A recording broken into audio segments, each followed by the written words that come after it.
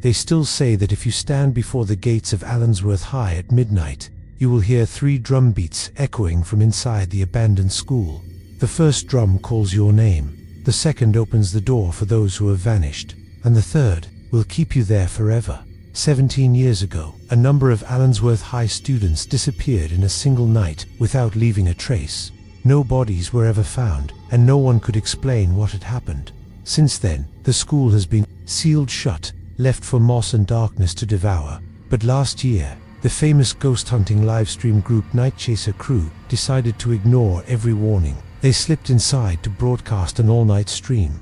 They thought they'd find nothing more than a few gusts of wind, a few creaking doors, and a bit of atmosphere for the views. Yet, when the first drum beat sounded, the live stream became a nightmare that millions would never forget. For went in only to walk out, but did they really escape? What happened inside Allensworth High? And why, 1 year later, did the Night Chaser Crew's YouTube channel suddenly go live again, showing an image that left the entire town frozen in silence? Ethan Miller set his laptop on the table, plugged in the charger, and opened the familiar OBS software. The clock in the bottom right corner of the screen read 9:37 p.m. Friday night, the night hundreds of thousands of Night Chaser Crew fans had been waiting for all week. The small third-floor apartment in Columbus, Ohio, was bathed in red and purple LED light, the group's trademark glow. Beside the table, Ava Scott was adjusting her hair, eyes fixed on the preview screen to make sure the camera caught her best angle. Ryan Carter, the wiry-haired editor, sat with headphones on, muttering while checking the mic levels. Logan Pierce, the blonde kid, was fiddling with a brand new drone he'd bought just a week ago. Chloe Reed, the newest member, on the channel for only about 3 months, was doing a quick live stream on her phone, showing fans a glimpse of the behind-the-scenes chaos before the main broadcast began. Ethan tapped the mic. Check, 1, 2, 3, we good. All good, Ryan said, eyes still locked on the Soundwave display.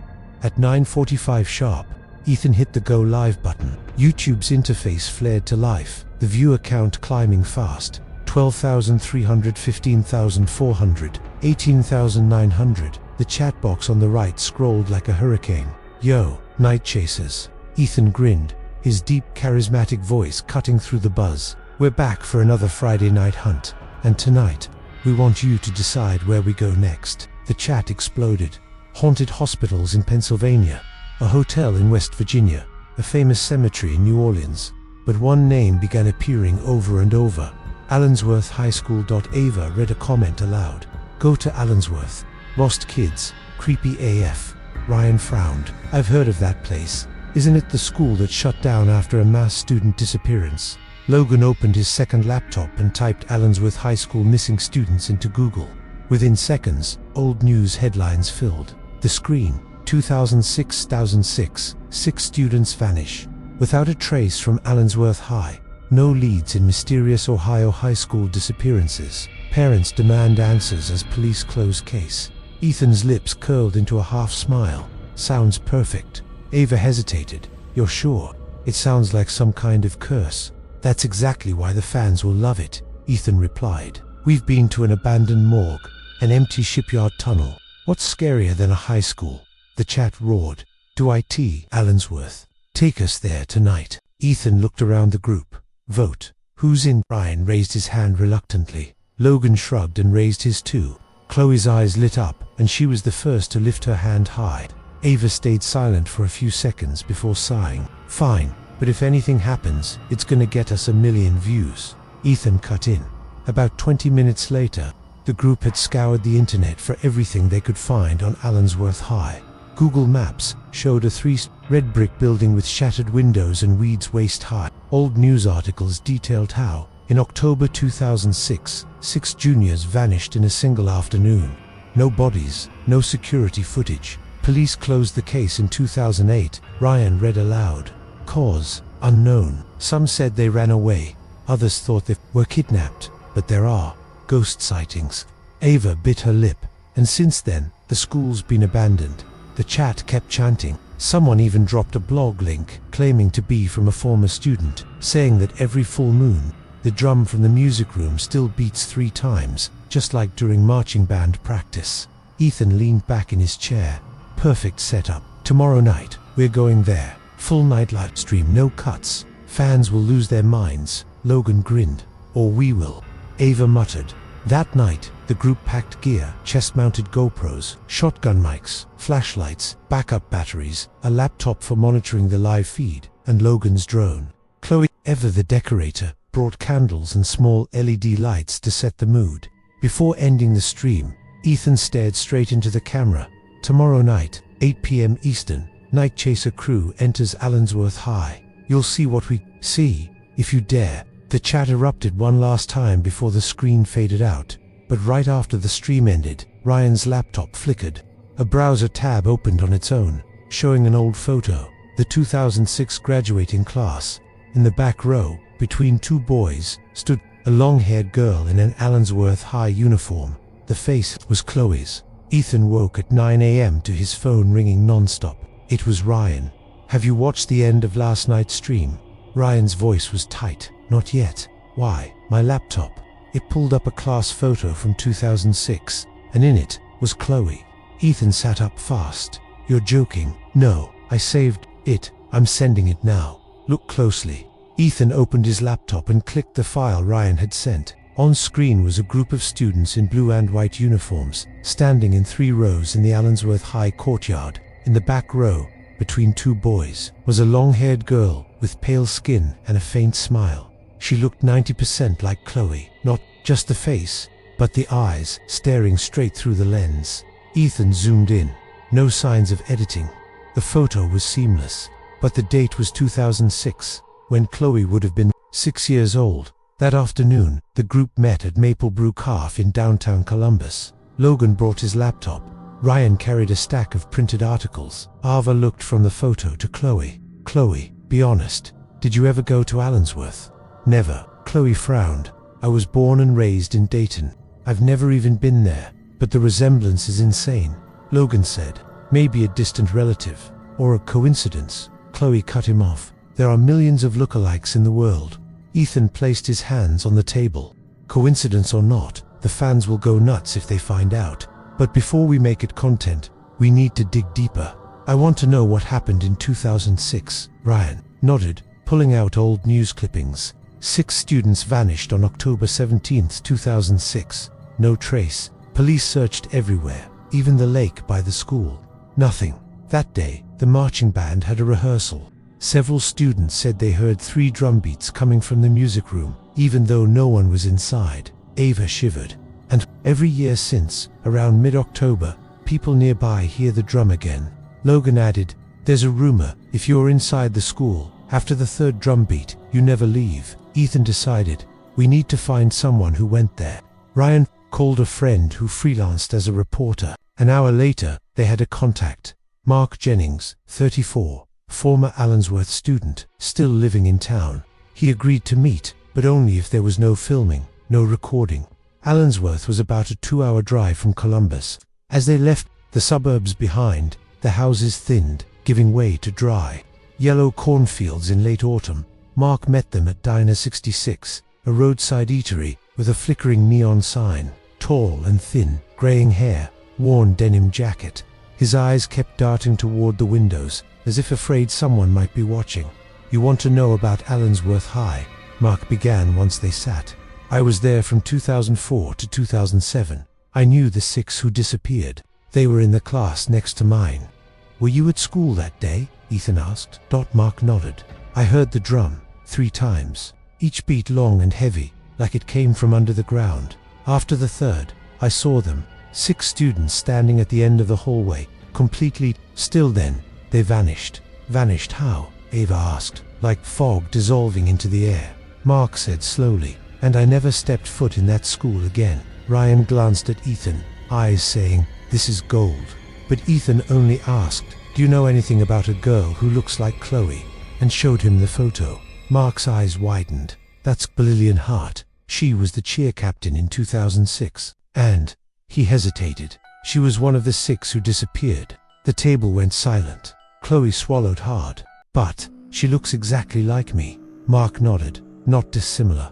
Like an exact copy. Leaving the diner, The group headed to the Allensworth Town Library, a small red brick building with the smell of old paper and the low hum of ceiling fans. The librarian, an elderly woman named Margaret, led them to the newspaper archives. Ryan flipped through copies of the Allensworth Gazette until he found the October 18, 2006 edition. On the front page was a photo of the 6 missing students, Lillian Hart smiling, her eyes identical to Chloe's. Ava pointed to the corner of the photo. "Look, behind them, what is that?" Ethan leaned closer. Behind the row of students was a shadowy figure, taller than the rest, shaped like a person in a long coat, but with a face completely black dot. Margaret spoke softly. "Some say it's just a stain on the photo, but I've worked here for over 40 years, and trust me, before those 6 vanished, no one had ever seen that shadow." By the time they left the library, the sky was turning orange. Autumn wind whipped through the empty streets, swirling leaves into tight little circles. Ethan said, "Tomorrow, we go in. But tonight, we show the fans what we've found." Chloe stayed quiet, her eyes still fixed on Lillian Hart's face. It felt like she was staring at herself. But from another world, the grey van of the Night Chaser crew rolled down the cracked road toward the grounds of Allensworth. High as the sky shifted into the deep orange red of sunset, the autumn air was cold, and thick grey clouds bunched together. Overhead, promising a grim night ahead, Ethan sat in the driver's seat, eyes flicking to the rearview mirror to make sure everyone was ready. Chloe was in the passenger seat, silently holding her brand new handheld camera, already set to record in 4K. In the back, Ryan checked the drone, Logan clipped a mic to his shirt, and Ava scrolled through her phone, answering fan comments before they went live. "Remember," Ethan said in a low voice, "once we're inside, don't split up for too long. If you see anything strange, call it out immediately. You make it sound like we're trekking into the Amazon."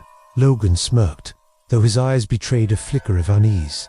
The school gates came into view, massive steel doors. The green paint peeled away in wide flakes, revealing rust beneath. The sign above hung crooked, only a few faded letters still readable. "Allen's High." Ethan stopped the van and aimed the camera toward the gate.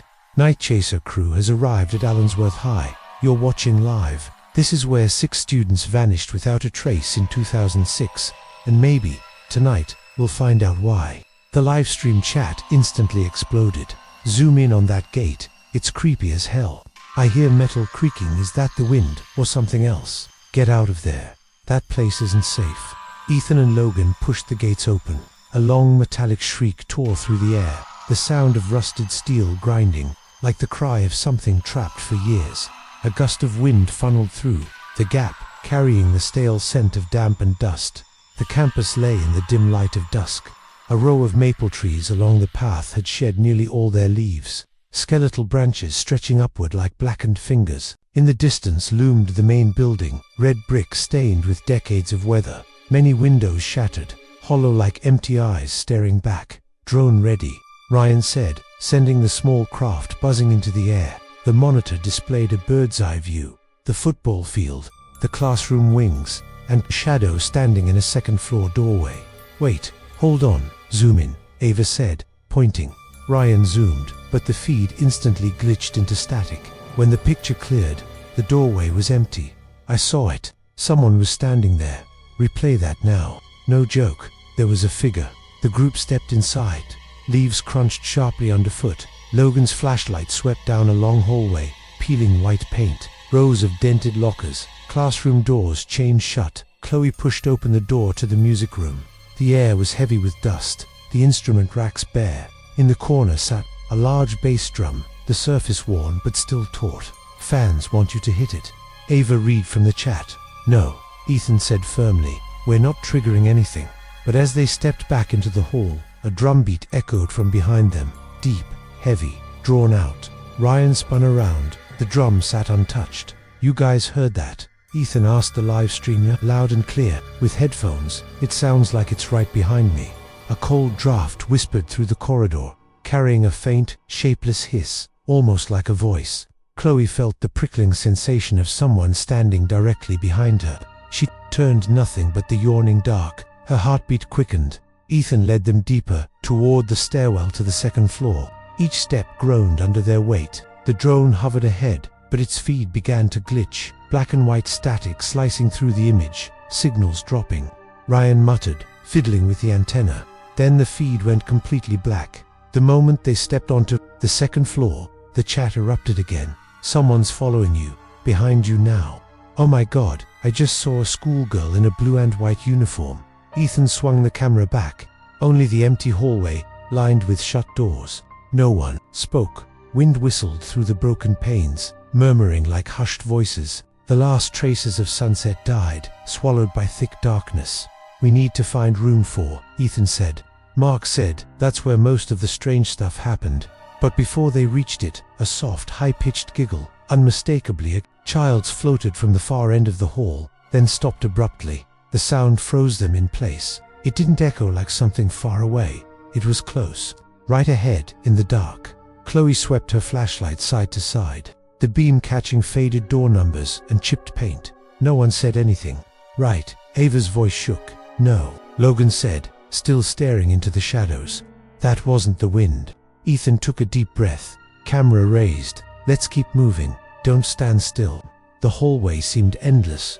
Dust curled into their footsteps, swirling in the flashlight beams. Some doors stood slightly ajar, revealing broken desks and mold-stained chalkboards inside. Ryan read, from the chat, behind Ava, someone just walked past. Zoom in on the right side.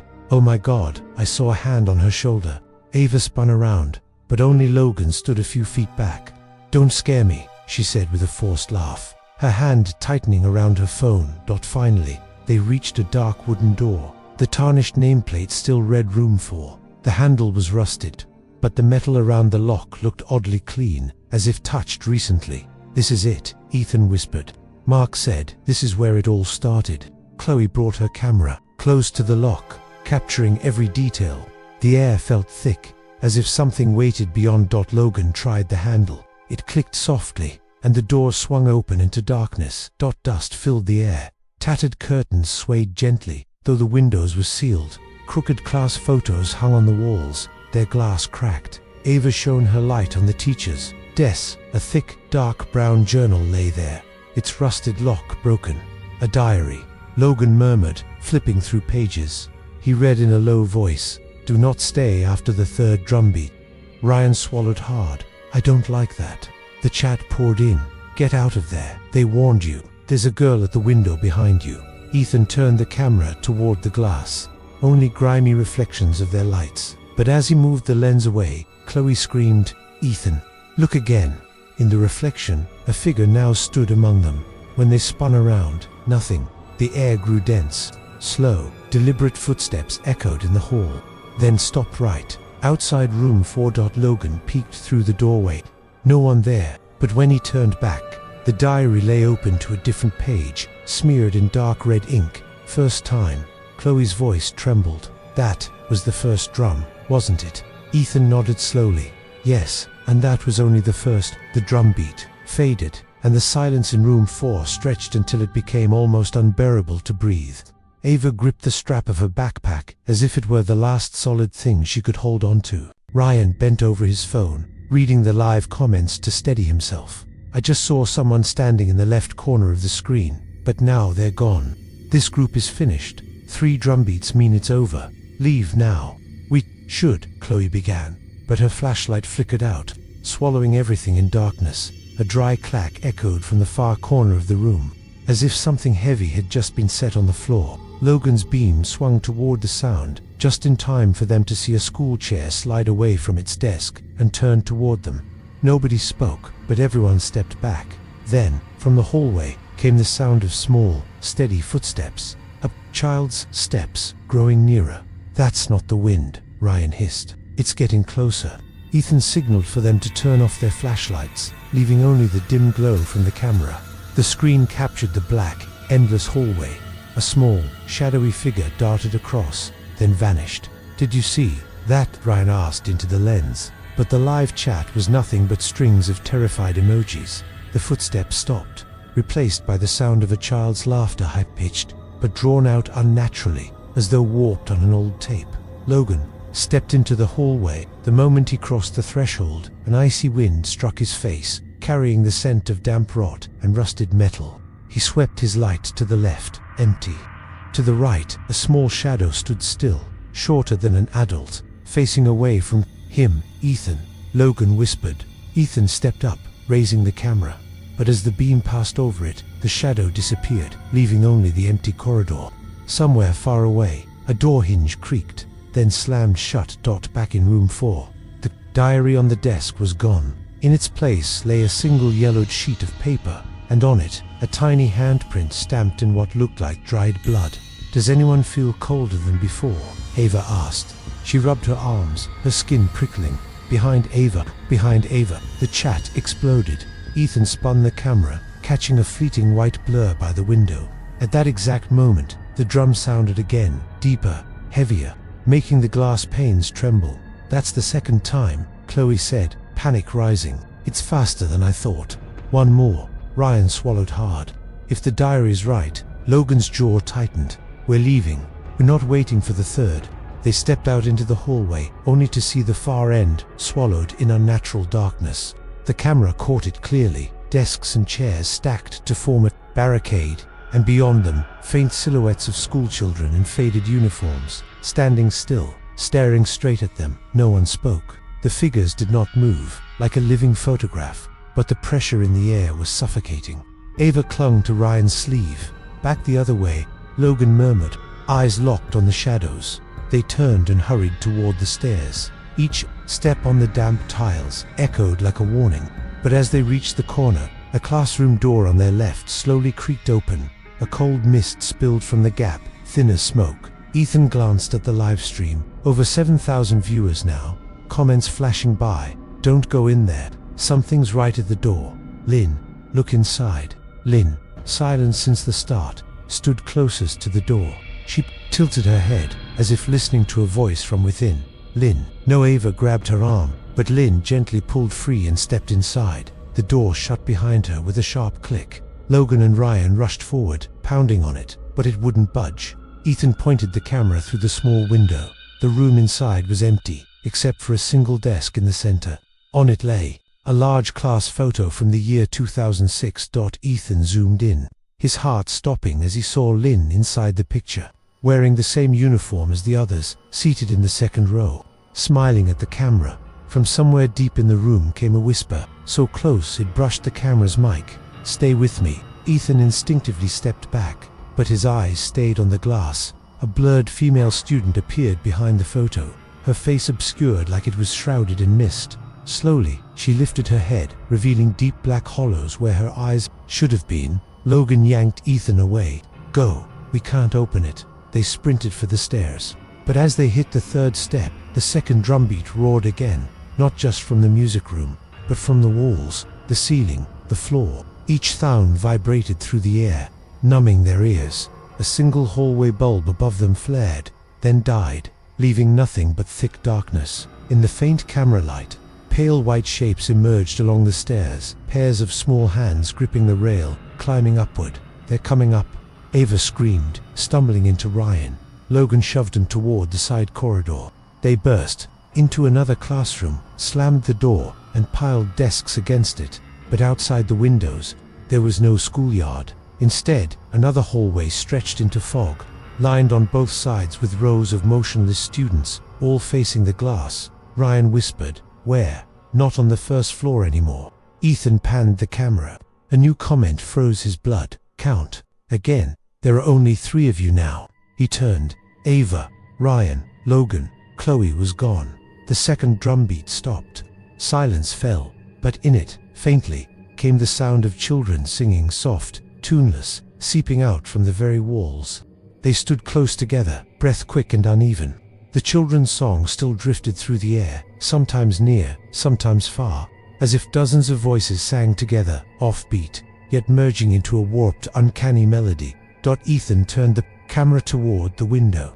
The fog-filled hallway was still there, the motionless silhouettes of students standing in place.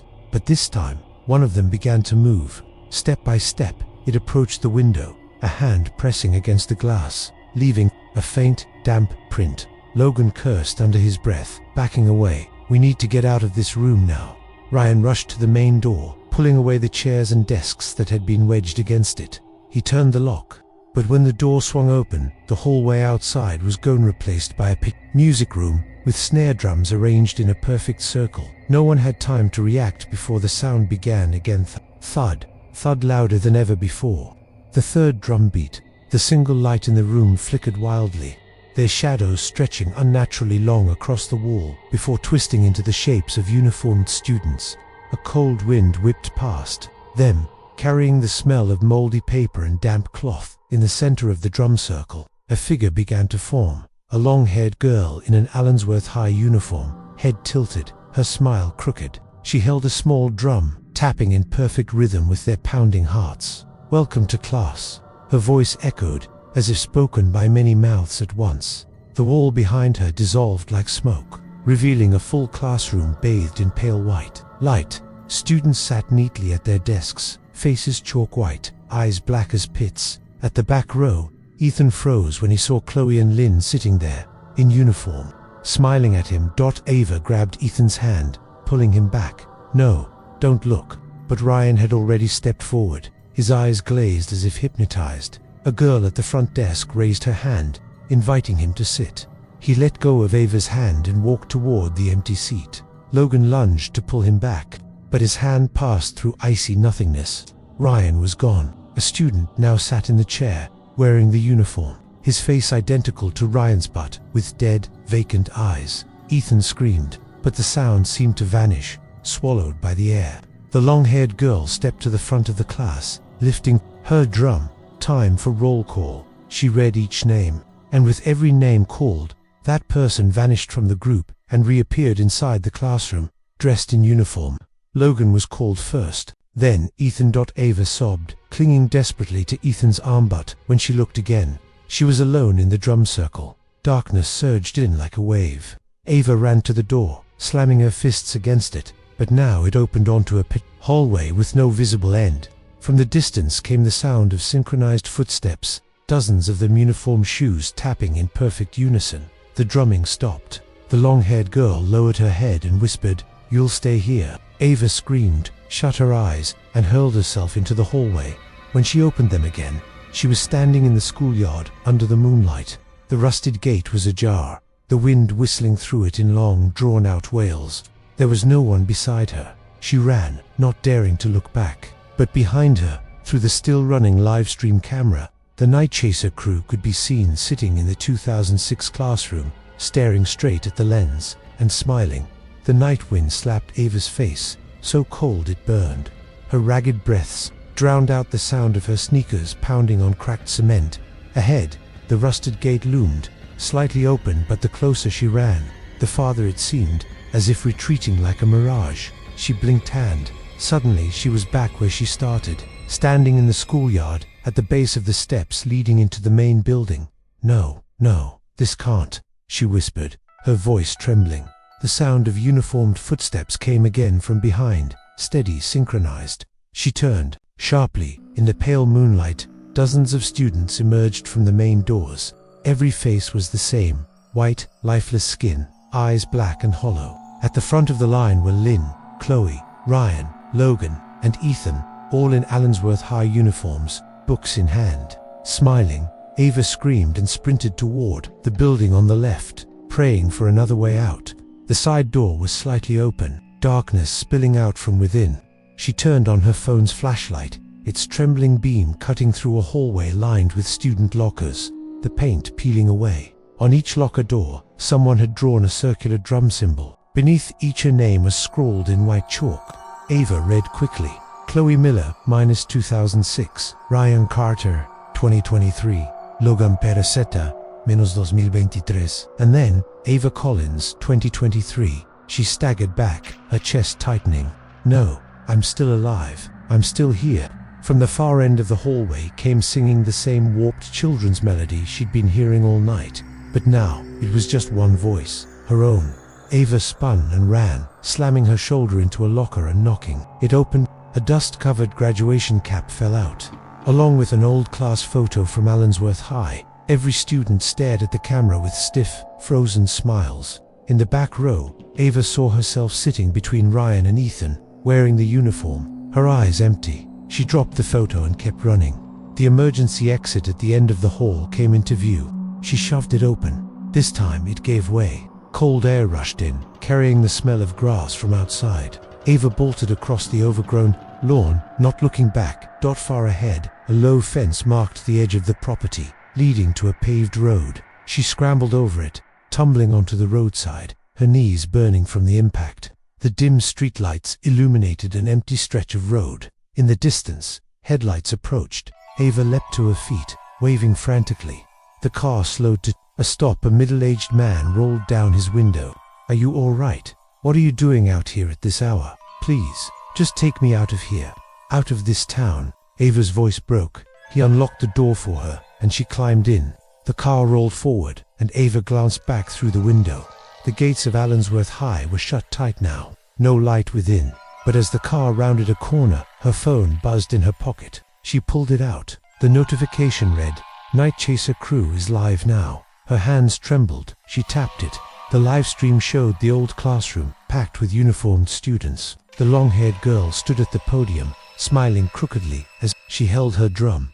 The camera panned to the back row, where Ava sat, in uniform, eyes black as voids, smiling directly at her through the screen. Ava screamed and hurled the phone to the car floor. The driver glanced at her in the rearview mirror. "He just told me your name was what?" Ava didn't answer. In the mirror, her reflection wasn't her anymore. It was Ava in an Allensworth High uniform, eyes black and hollow. "I'm a police." Cruiser stopped in front of Allensworth High. Red and blue lights flickered against the cracked grey brick wall. 2 officers stepped out, followed by an ambulance. The initial report came from a man driving down the road. He had given a ride to a young girl who seemed terrified, but when they reached the hospital, she had vanished from the back seat, leaving behind only a phone on the floor.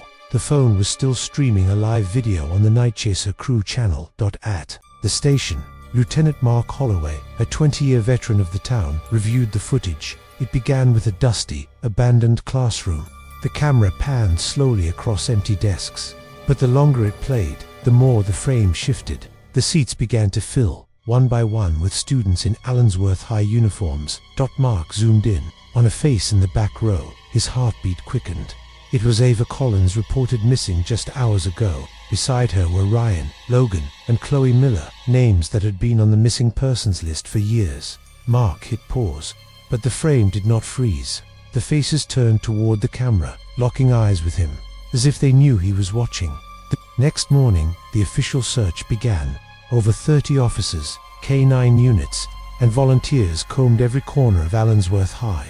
They found nothing but empty halls, dust-choked classrooms, and the hiss of wind through broken windows. The missing Ryan Carter, Logan Perez, Ethan Ward, and Ava Collins left no trace. What chilled everyone most was an old class photo in the principal's office. Class of 2006. In the back row, alongside the original students, were 4 new faces. Ava, Ryan, Logan, and Ethan. Mark held the photo. His hand was ice cold. He'd seen strange cases before, but nothing like this. Online, the case exploded. The final Night Chaser crew livestream hit over 12 million views in a week. Ghost hunting forums and Facebook groups swarmed with theories. They've been pulled into a time loop. The school is a gateway, and the drumbeat is the key. Ava never existed. She's part of the curse. Some users reposted the video. They pointed out something bizarre. At the 27th minute, when the camera passed the last row, Ava sat in uniform, but still held the phone, still live streaming, filming herself within the frame. 2 weeks later, police got another report. A group of local students had snuck into Allensworth High to film They ran out after 10 minutes, claiming they heard 3 drum beats and saw a long-haired girl in uniform standing in the shadows, smiling. Mark ordered every entrance welded shut and a steel fence erected around the school. But he knew no barrier could stop the drum beats or the new faces that would appear in the class photo. Before sealing the case file, Mark opened his personal laptop and played the video one last time.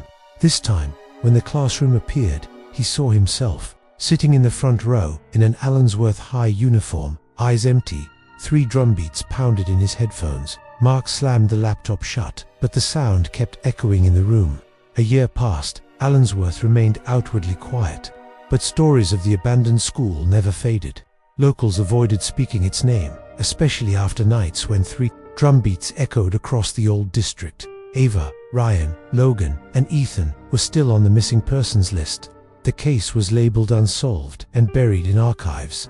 Lieutenant Mark Holloway took early retirement and moved to another state. He wanted to escape the cursed sound, but it followed him into his dreams. On the last Friday of October, former fans of Night Chaser Crew received a strange YouTube notification. Live, Night Chaser Crew, Allensworth Hyther channel had been terminated long ago after the disappearances. No one knew how it came back. Viewers flooded in, the counter climbing from hundreds to tens of thousands in minutes. The screen was black, no image, just the hollow echo of an empty room. Then, boom, the first drumbeat comments poured in. What is this? Who's streaming? I hear footsteps. The second drumbeat sounded lower, closer. A faint light bled into view. A dusty classroom. Every desk filled with silent students. The third drumbeat shook the feed. The camera drifted toward the chalkboard, scrawled in white chalk. Class of 2006 attendance. CIOMPLIT. The lens panned. To the back row, there they were. Ava, Ryan, Logan, Ethan in uniform, eyes blank, staring into the camera. But they weren't alone. Beside Ava sat Fong and Vi, the 2 believed to have escaped. They too wore uniforms, with smiles carved stiff across their faces. On the lower right corner, red text blinked. See you next. Far and away the live stream cut abruptly. YouTube returned to black, but the live tag still pulsed in the corner. Within 2 hours, the video vanished from the platform without explanation. Yet some swore that at exactly 3 a.m. that night, they heard 3 drumbeats outside their own doors. When investigators checked the 2006 class photo in police files, a new detail had appeared. In the front row, among unfamiliar teenage faces, sat an older man in a shirt and tie. Lieutenant Mark Holloway. His smile was identical to everyone else's in the picture. When the Turner family moved into room 37 in an old apartment building in Manchester, England, they had no idea they were about to step into their most vivid nightmare. The 3rd floor was silent, and the surrounding residents whispered warnings. Never go into room 307. The rent was cheap. But in exchange came a series of strange, unexplained phenomena. Invisible footsteps, hovering shadows, hoarse laughter echoing from empty hallways.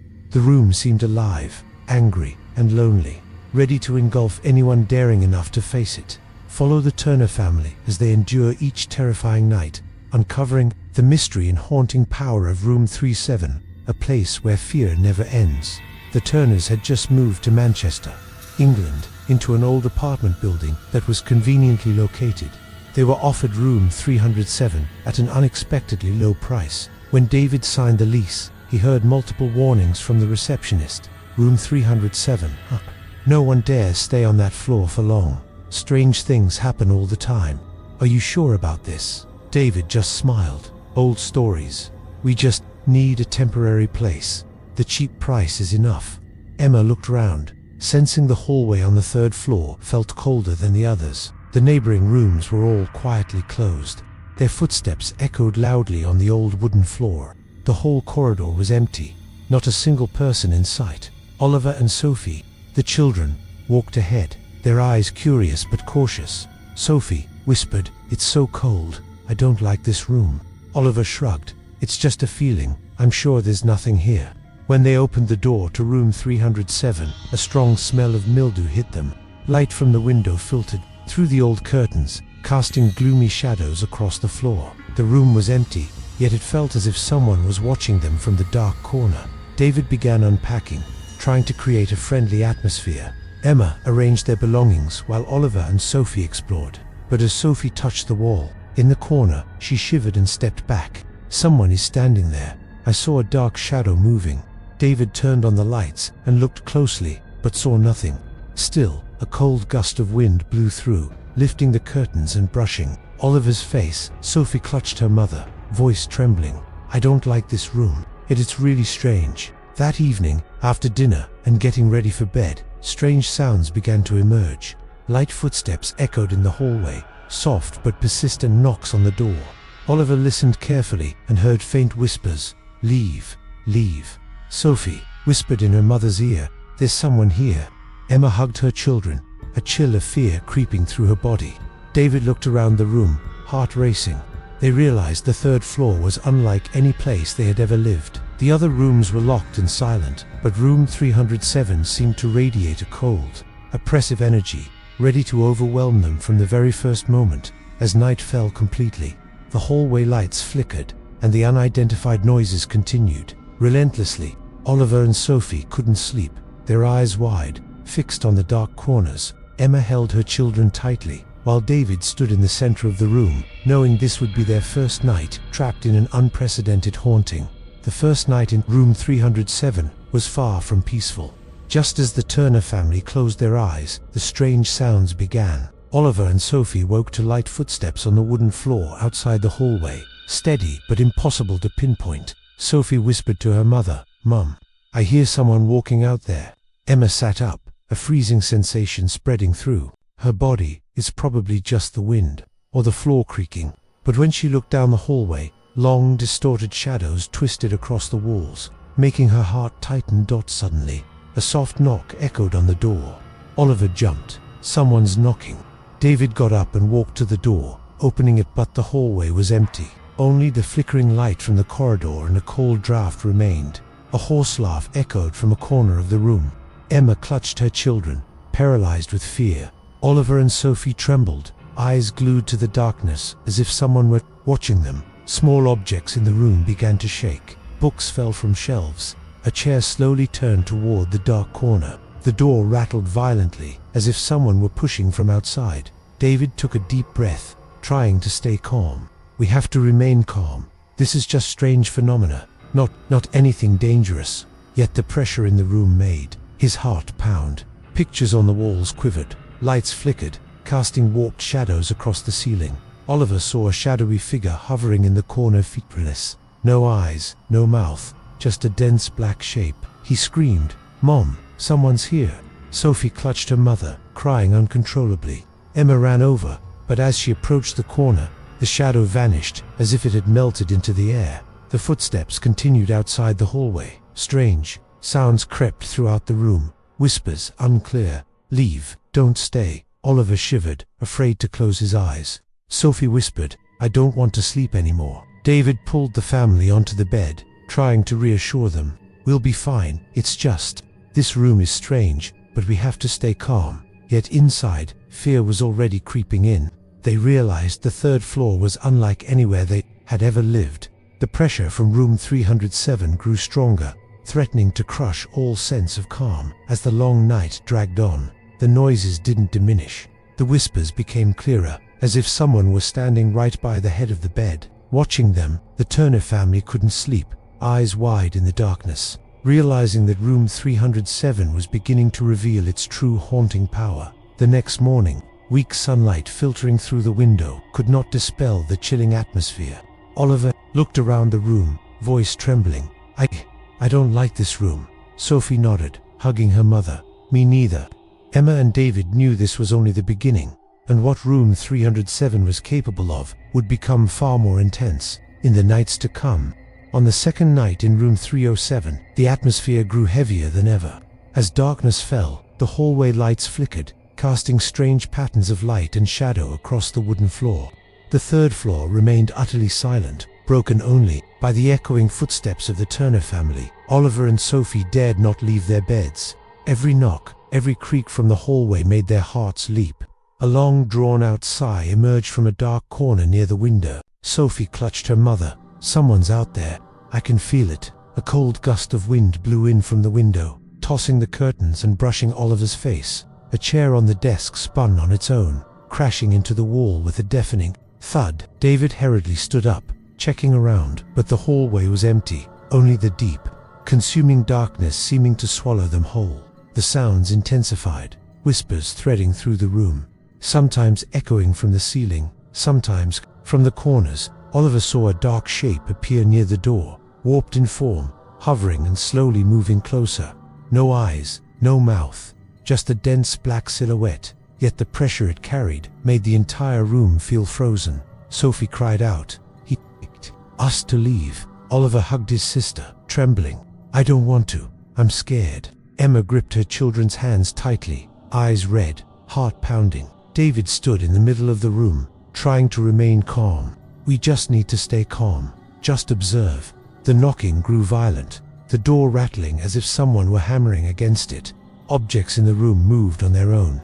Books fell to the floor, a painting tilted, the ceiling shook lightly, and a small crack oozed a red liquid. The pressure from the shadow intensified, threatening to crush the family to the floor. Oliver glanced into the mirror at the head of the bed, and saw himself being pulled toward the ceiling by the dark shape, his eyes wide with terror. Sophie sobbed uncontrollably. "I don't want to stay here anymore." Emma held her children close, trying to remain composed, but despair seeped through every fiber of her body. The air thickened, punctuated by long sighs and hoarse laughter from multiple directions. David tried to reassure them, "We will survive. Just be patient." But at that moment, the shadow surged closer, its intense pressure forcing the family to collapse to the floor. Throughout the night, the hauntings continued relentlessly. The noises, the darkness, and the oppressive force of room 307 made it impossible for the Turner family to sleep. Oliver and Sophie kept their eyes fixed on every corner. Emma held her children, and David stood guard, aware that the third floor was demonstrating its true haunting power. When the weak morning light crept through the windows, it could not dispel the cold and oppressive atmosphere. The Turner family stood in the room, trembling and exhausted. They realized the third floor was not just empty space, it was a living, angry, and merciless entity. Room 37 would reveal even more terrifying manifestations in the nights to come. On the third night in room 37, the air felt so heavy it seemed almost cuttable with a knife. Darkness engulfed the floor. The third level was unusually still, the only sound the faint whistle of wind through the corridor. Then, suddenly, strange noises erupted, coming from multiple directions at once. Oliver and Sophie sat on the bed, eyes wide, trembling. Strange footsteps echoed in the hallway, pacing back and forth, then abruptly stopping. A hoarse sigh came from a corner of the room, followed by a savage, chilling laugh, making Emma clutch her children tightly. The door rattled violently, opening and closing on its own.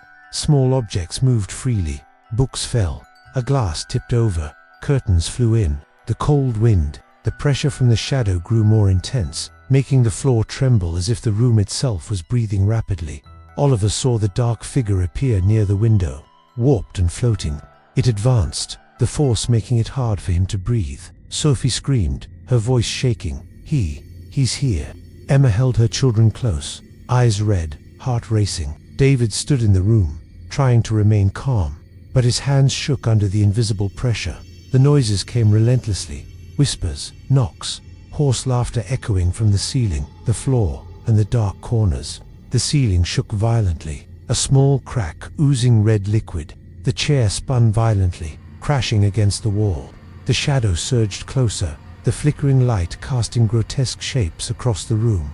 Oliver saw himself in the mirror, being pulled toward the ceiling by the shadow, eyes wide with terror. Sophie cried, voice trembling, "I don't want to stay here anymore." Emma held her children, trying to stay composed, but despair coursed through her dot. David approached the door, looking down the hallway, but saw nothing but deep darkness. The third floor was silent, yet the room's oppressive force remained relentless, as if trying to crush them.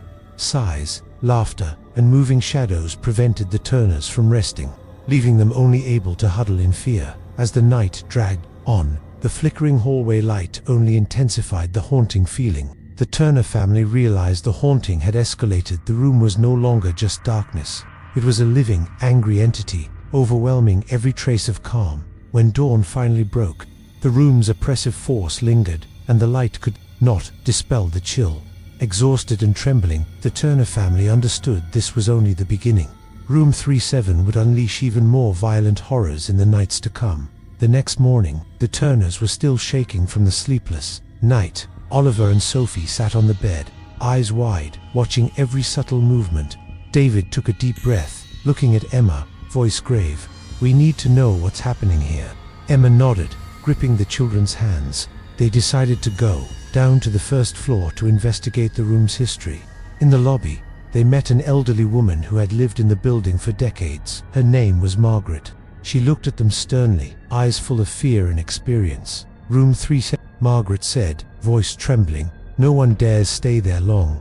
People hear crying, savage laughter, and shadows lurking for years. Oliver asked curiously, did someone die there? Margaret nodded, her face pale. A man who lived alone. Henry Caldwell. He disappeared mysteriously. People believed he died in that room, but no one knows why. After that, the room became haunted. Anyone who rented it soon left. Emma asked, trembling, his spirit is still here. Margaret glanced around, whispering, yes, he's not just lonely, he's angry because he was forgotten, avoided by everyone, and what your children see is only the beginning. When the Turner family returned to room 307, the air was still cold and heavy. The shadow appeared more frequently, its warped form hovering around the room. The dark corners seemed to want to swallow them. Oliver whispered to his sister, I can feel him sad and angry. Sophie shivered. I hear him calling at night. He wants us to play with him. David observed every corner, hands trembling. The ceiling shook lightly, a streak of red liquid dripping near Oliver's feet. Emma held her children, tears welling, despair spreading. Whispers from the hallway echoed constantly. Stay with me. Do not leave. Stay. The voice wormed into every thought, every vein, nearly breaking the Turner family. Oliver stared at the shadow near the window. I think he wants us to understand his loneliness. Sophie cried, hugging her mother. I don't want to play anymore. David took a deep breath, trying to remain calm. We need to uncover the past, understand what happened in this room. Only then will we have a chance to survive. The shadow seemed to recognize their resolve. It moved closer, the pressure increasing, lights flickering. Objects rolled, books fell from shelves, the door slammed shut. The air was thick, as if trying to drown them in fear and despair. The Turner family realized room 307 was not just storing Henry Caldwell's memory. It embodied loneliness, anger, and despair. If they did not understand the room's secret, they would remain trapped in the darkness of the third floor forever. As they stood silently, the shadow hovered in the corner, watching with invisible eyes, waiting for their next move. Room 307 retained its haunting and merciless power. On the fourth night in room 37, the atmosphere grew heavier than ever. The flickering ceiling light could not banish the shadows, turning every corner of the room into something warped and terrifying. The strange noises that had begun before had now escalated into a relentless storm, chaotic, overwhelming, and inescapable. Oliver and Sophie clung to each other on the bed, trembling. The door rattled continuously, shaking violently as if someone were pounding on it. A chair flew off the desk, crashing into the wall with a deafening impact, sending shockwaves through the room. Emma held her children, eyes red, heart pounding. David stood in the middle of the room, hands shaking, trying to stay calm. Yet the room's oppressive force nearly made him collapse. The dark shape appeared clearly, hovering in the middle of the room. Its warped, dense black form exuded a pressure so intense that the air itself felt thick, and their hearts threatened to burst. It moved closer, each step pressing them toward a corner. Whispers, sighs, and hoarse laughter echoed simultaneously. From all directions, the ceiling shook violently. A crack oozed red liquid, dripping near Oliver's feet. The floor felt icy, as if trying to sink the family into despair. Oliver screamed, voice trembling, "Mom, he's coming." Sophie sobbed uncontrollably, clutching her mother. "I'm scared. I don't want to stay here." Emma held her children tightly, trying to stay composed, but her hands shook violently, and her voice caught in her throat. David scanned the room, attempting to locate the dark figure.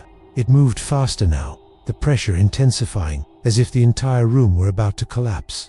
Objects flew chaotically, books tumbled, cabinet doors slammed open and shut, curtains whipped. In the cold wind, the cacophony threatened to disorient them completely. The dark shape surged closer, the extreme pressure forcing everyone against the walls. Oliver saw his reflection and his sisters in the mirror being pulled toward the ceiling, eyes wide with sheer terror. Sophie cried out, trembling, "I don't want to.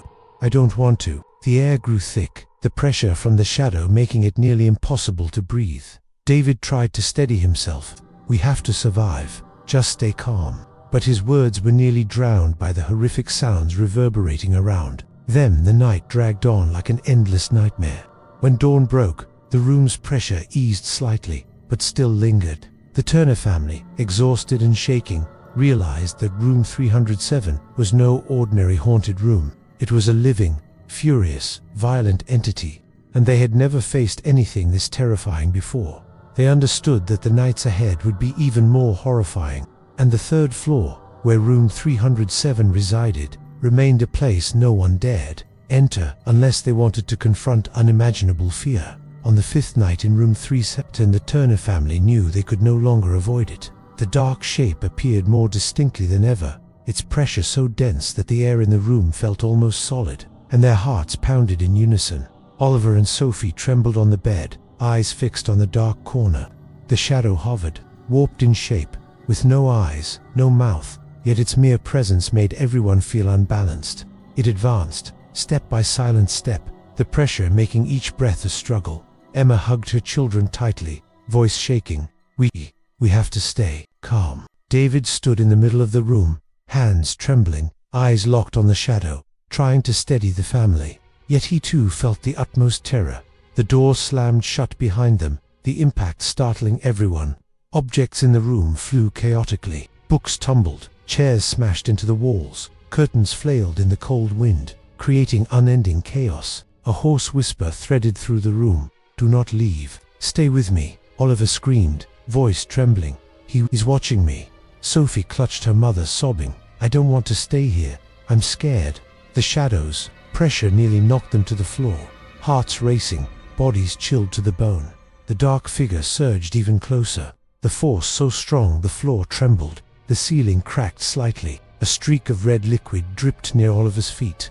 The air thickened, sighs, laughter, and pounding noises echoing from every direction. David struggled to remain composed. "We have to survive." But the crashing sounds and oppressive force nearly overwhelmed him. Emma held her children, eyes red, trembling in waves, despair consuming the room. The shadow moved directly in front of the bed, the intense pressure making it impossible for the family to breathe.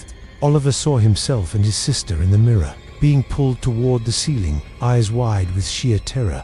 Sophie screamed, "I don't want to. I don't want to."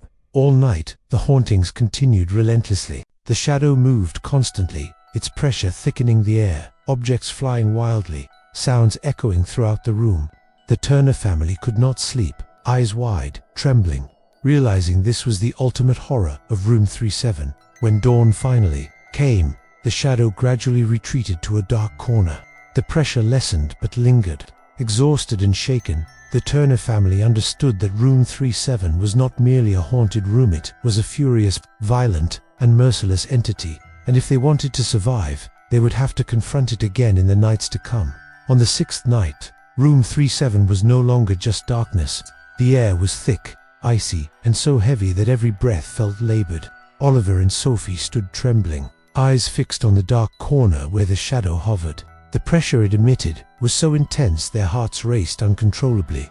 The door slammed shut behind them, cold wind rushing in, making the curtains whip violently. A hoarse laugh echoed, bouncing off every corner, mingling with the relentless invisible footsteps, making the Turner family feel completely surrounded. The dark figure appeared directly in front of Oliver and Sophie, its form warped and solid, black, no eyes, no mouth, yet its presence was enough to make anyone near faint. It advanced slowly, each step pressing down with a force that seemed intent on crushing them individually. Emma clutched her children tightly, voice trembling. We have to stay calm." David stood in the center of the room, hands shaking, struggling to maintain composure, but the immense pressure nearly brought him to his knees. Objects in the room flew chaotically, books tumbled from shelves, chairs spun on their own, cabinet doors slammed open and shut, curtains whipped wildly. The ceiling rattled violently. A streak of red liquid dripped from the ceiling near Oliver's feet. Sighs, laughter, and pounding echoed from every direction, thickening the air and suffocating the space. Oliver screamed, "Mom, he's watching me." Sophie sobbed uncontrollably, voice trembling, "I'm scared. I don't want to stay here."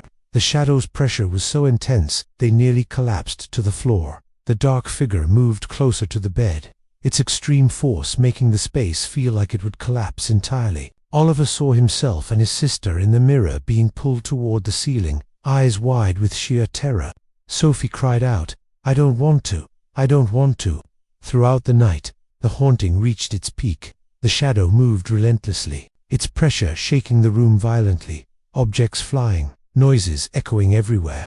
The Turner family could not sleep, trembling, eyes wide, realizing that room 307 had unleashed the full extent of its terrifying power.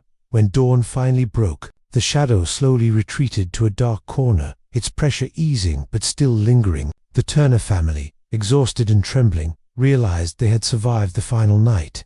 The weak light from the window finally cut through some of the chill, but the memory of the horrific night remained etched deeply in their minds. Room 307 fell silent again, but the third floor and the room still retained their ominous atmosphere. The Turner family left the room, eyes red, bodies weary, carrying a deep-seated terror, fully aware that they had faced the most violent manifestation of the shadow in the room survived, but unable to ever forget what they had endured. In the Moravia region of the Czech Republic, Velk paper mill stood silently amidst a desolate pine forest. The villagers still spoke of the horrific boiler explosion that had claimed the lives of many night shift workers. They said that, ever since that night, anyone who stepped inside the mill felt a chill crawling up their spine. In a small cafe beside the church, Mrs. Jitka, lifelong resident near the mill, spoke to a group of young people. "Don't go there. Kids these days don't listen to the elders." But the spirits in Velk paper mill never rest. They still wander among the dust-covered rollers. They still whisper, warning everyone to leave. The whispers Mrs. Jitka mentioned, the villagers said, echoed through the main hall, the boiler room, and even the empty corridors. No one could see them, but anyone passing through felt the watchful presence of darkness. Elena, Martin, and Sophia sat silently, listening, but curiosity sparkled in their eyes. Elena finally spoke. "What you're telling us is terrifying, but we want to see it for ourselves. We'll come back and record it." Martin frowned, worried. "She already warned us. No one around here has dared go near the mill for years." Sophia sighed, her voice trembling. "But, if what she says is true, we need to understand and document it, at least to know that this legend isn't just a made-up story." Mrs. Jitka looked at them sternly and shook her head. "If you go, be careful. Those curious enough to enter Velk paper mill may never come back. The darkness and the spirits of the workers have waited too long. They do not forgive." The young group left the cafe, carrying cameras and recording equipment. Their hearts pounded with a mix of excitement and fear as the mill appeared through the misty pines. Villagers watched from afar, sighing, knowing the legend of Velk paper mill was about to be tested once more.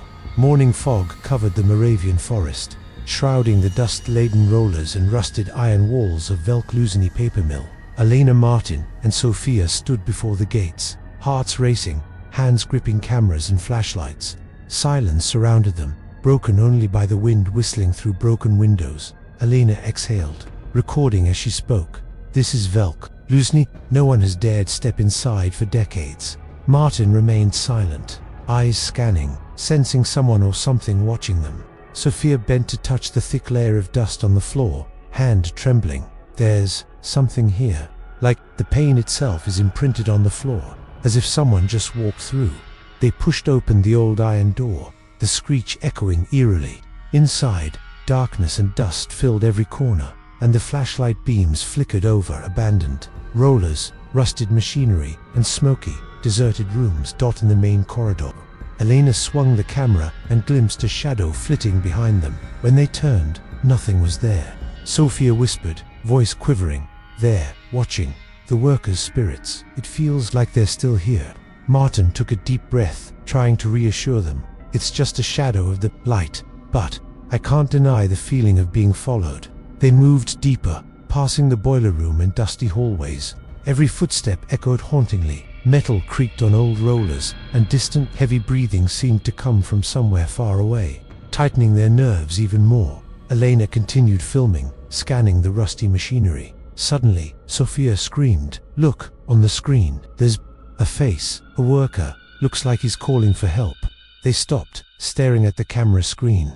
There appeared a blurred face, eyes hollow, wearing the faded grey uniform of a long-gone worker. The shadow hadn't been visible to their eyes, only on the screen. Elena shivered. They're still here, still watching us." Sophia frowned, her voice serious. "And they want to warn or test." us. The group realized that Velk paper mill was not just an abandoned factory. It was a place of darkness, of workers, spirits, and whispers that never ceased. They continued on, both curious and terrified, unaware that every step forward would pull them deeper into a world where time, space, and reality were all twisted. The group ventured deeper into Velk paper mill. Their flashlight beams flickered across dust-covered rollers, rusted walls, and abandoned machinery rooms. Every footstep echoed eerily, as if the entire factory were watching them. Sophie bent to touch the thick layer of dust on the floor, her hand trembling. Do you hear that? There's whispering." Alina stopped, squinting to listen. Faint, indistinct voices seemed to slither through the corridors, coming from the shadows. "Leave, before it's too late. No one escapes." The friends moved further into the mill, passing the engineering rooms and the basement, where the space seemed to stretch endlessly. The flashlight beams flickered across rusted walls. Metal groaned from old machinery. Heavy breathing and constant whispers echoed from every direction. Alina swung the camera around the room, and a shadow flickered quickly, vanishing and reappearing in the darkness. Sophia's voice trembled as she whispered, We shouldn't go deeper. This space, it's not normal anymore." Martin held both their hands tightly, trying to reassure them. "Just stick together. Keep filming. Everything will become clearer." But as they entered the basement, the shadows thickened around them. The hallways twisted unnaturally. The ceiling and concrete floor leaned at odd angles, creating a warped world where time and space were distorted. Elena screamed as she saw the figure of an old worker standing in the darkness, hollow eyes following them. The whispers grew louder, merging with the metallic clang of distant machinery. "No one leaves here. No one escapes." Suddenly, Sophia disappeared behind a trapdoor. Martin and Elena called her name, but no reply came. Only dense darkness surrounded them. They ran after her, but every step seemed to bring them back to the same place, the hallways twisting like a labyrinth. Elena's camera recorded the phantom scenes, shadows darting past, the image of old workers appearing clearer, as if trying to pull them into the darkness. Martin trembled, holding Elena's hand tightly, but the sense of lost control over space made their hearts race. Elena whispered, voice shaking, We're going to be trapped. Velk doesn't want us to leave." Shadows closed in from all sides, the whispers pressing in. "Leave, before the darkness swallows. No one escapes." In an instant, Martin vanished next, leaving only Elena standing in the basement, heart hammering, eyes scanning the surrounding darkness. She realized the mill never forgave the curious, and anyone who ventured too deep into Velk could disappear without a trace. The camera kept rolling, capturing every horrifying second, shadows, whispers, clanging metal, and the absence of the friends. After a few minutes, silence returned, leaving only dust and the whistling wind through broken windows. Martin had taken a deep breath, voice trembling. "We should turn back, but we're too curious now." They continued, but the shadows multiplied, moving in the corners of the hallways, flickering in and out. Elena swung the camera across rooms, revealing blurred images of old workers hollow-eyed, hands twitching as if trying to say something. Sophia whispered, They want to warn us, but also test us." The deeper they went, the more warped the space became. Hallways stretched endlessly, ceilings and concrete floors slanted, flashlight beams flickering as if pulled into the darkness. Metal groaned constantly from the rollers, merging with the heavy breathing echoing from the old boiler room. Elena filmed the engineering room. On the screen, shadows appeared more clearly. Faces of old workers emerged, blurred and distorted, invisible to the naked eye, yet captured in every detail by the camera. "No one leaves here, no one escapes." Sophia shivered. They're not just shadows, they exist in this space, and in time itself. Martin sighed, trying to calm the group. "As long as we move carefully and film everything, at least we'll know the truth." But as they neared the boiler room, a shadow streaked behind them. The old door trembled slightly. The friends panicked, hearts pounding. The whispers grew louder. "Leave, before the darkness swallows." They realized Velk was not just an abandoned mill. It was a place where darkness, workers, spirits, and pain converged, ready to challenge anyone curious enough to enter. They pressed on, terrified yet driven by curiosity, unaware that every step took them closer to vanishing. A week later, the villagers of Velkluzini decided to check the mill's gates. Rumors about the missing youth had spread, and cautious concern urged them to investigate. At the entrance, they found the group's camera lying on the dusty ground. No one was there, only the camera still running, its red light flickering weakly. Mrs. Gitka trembled, murmuring, "The spirits, they're still there. They do not forgive the curious." The villagers carefully took the camera home and watched. The footage, what they saw was horrifying. Shadows darting through the hallways, appearing and vanishing. The hollow-eyed faces of old workers, following the friends, warped hallways and slanted ceilings, flashlight beams flickering as if pulled into darkness. Heavy breathing, clanging metal, and persistent whispers. "No one leaves here. Leave, before the darkness swallows." The camera recorded every terrifying second, yet there was no sign of Alina, Martin, or Sophia. The villagers understood. The friends had become part of the legend, lost in the darkness. A Velkluzini paper mill. Since then, the story has served as a warning to anyone daring enough to enter the mill. Velkluzini is not merely abandoned. It is a place where darkness and worker spirits combine, watching and punishing the curious. Anyone venturing deep may disappear, leaving behind only cameras and whispers. The villagers still tell the tale, eyes fixed on the mill, a place where darkness never leaves, and the pain of the workers' spirits lingers, waiting for the next curious souls.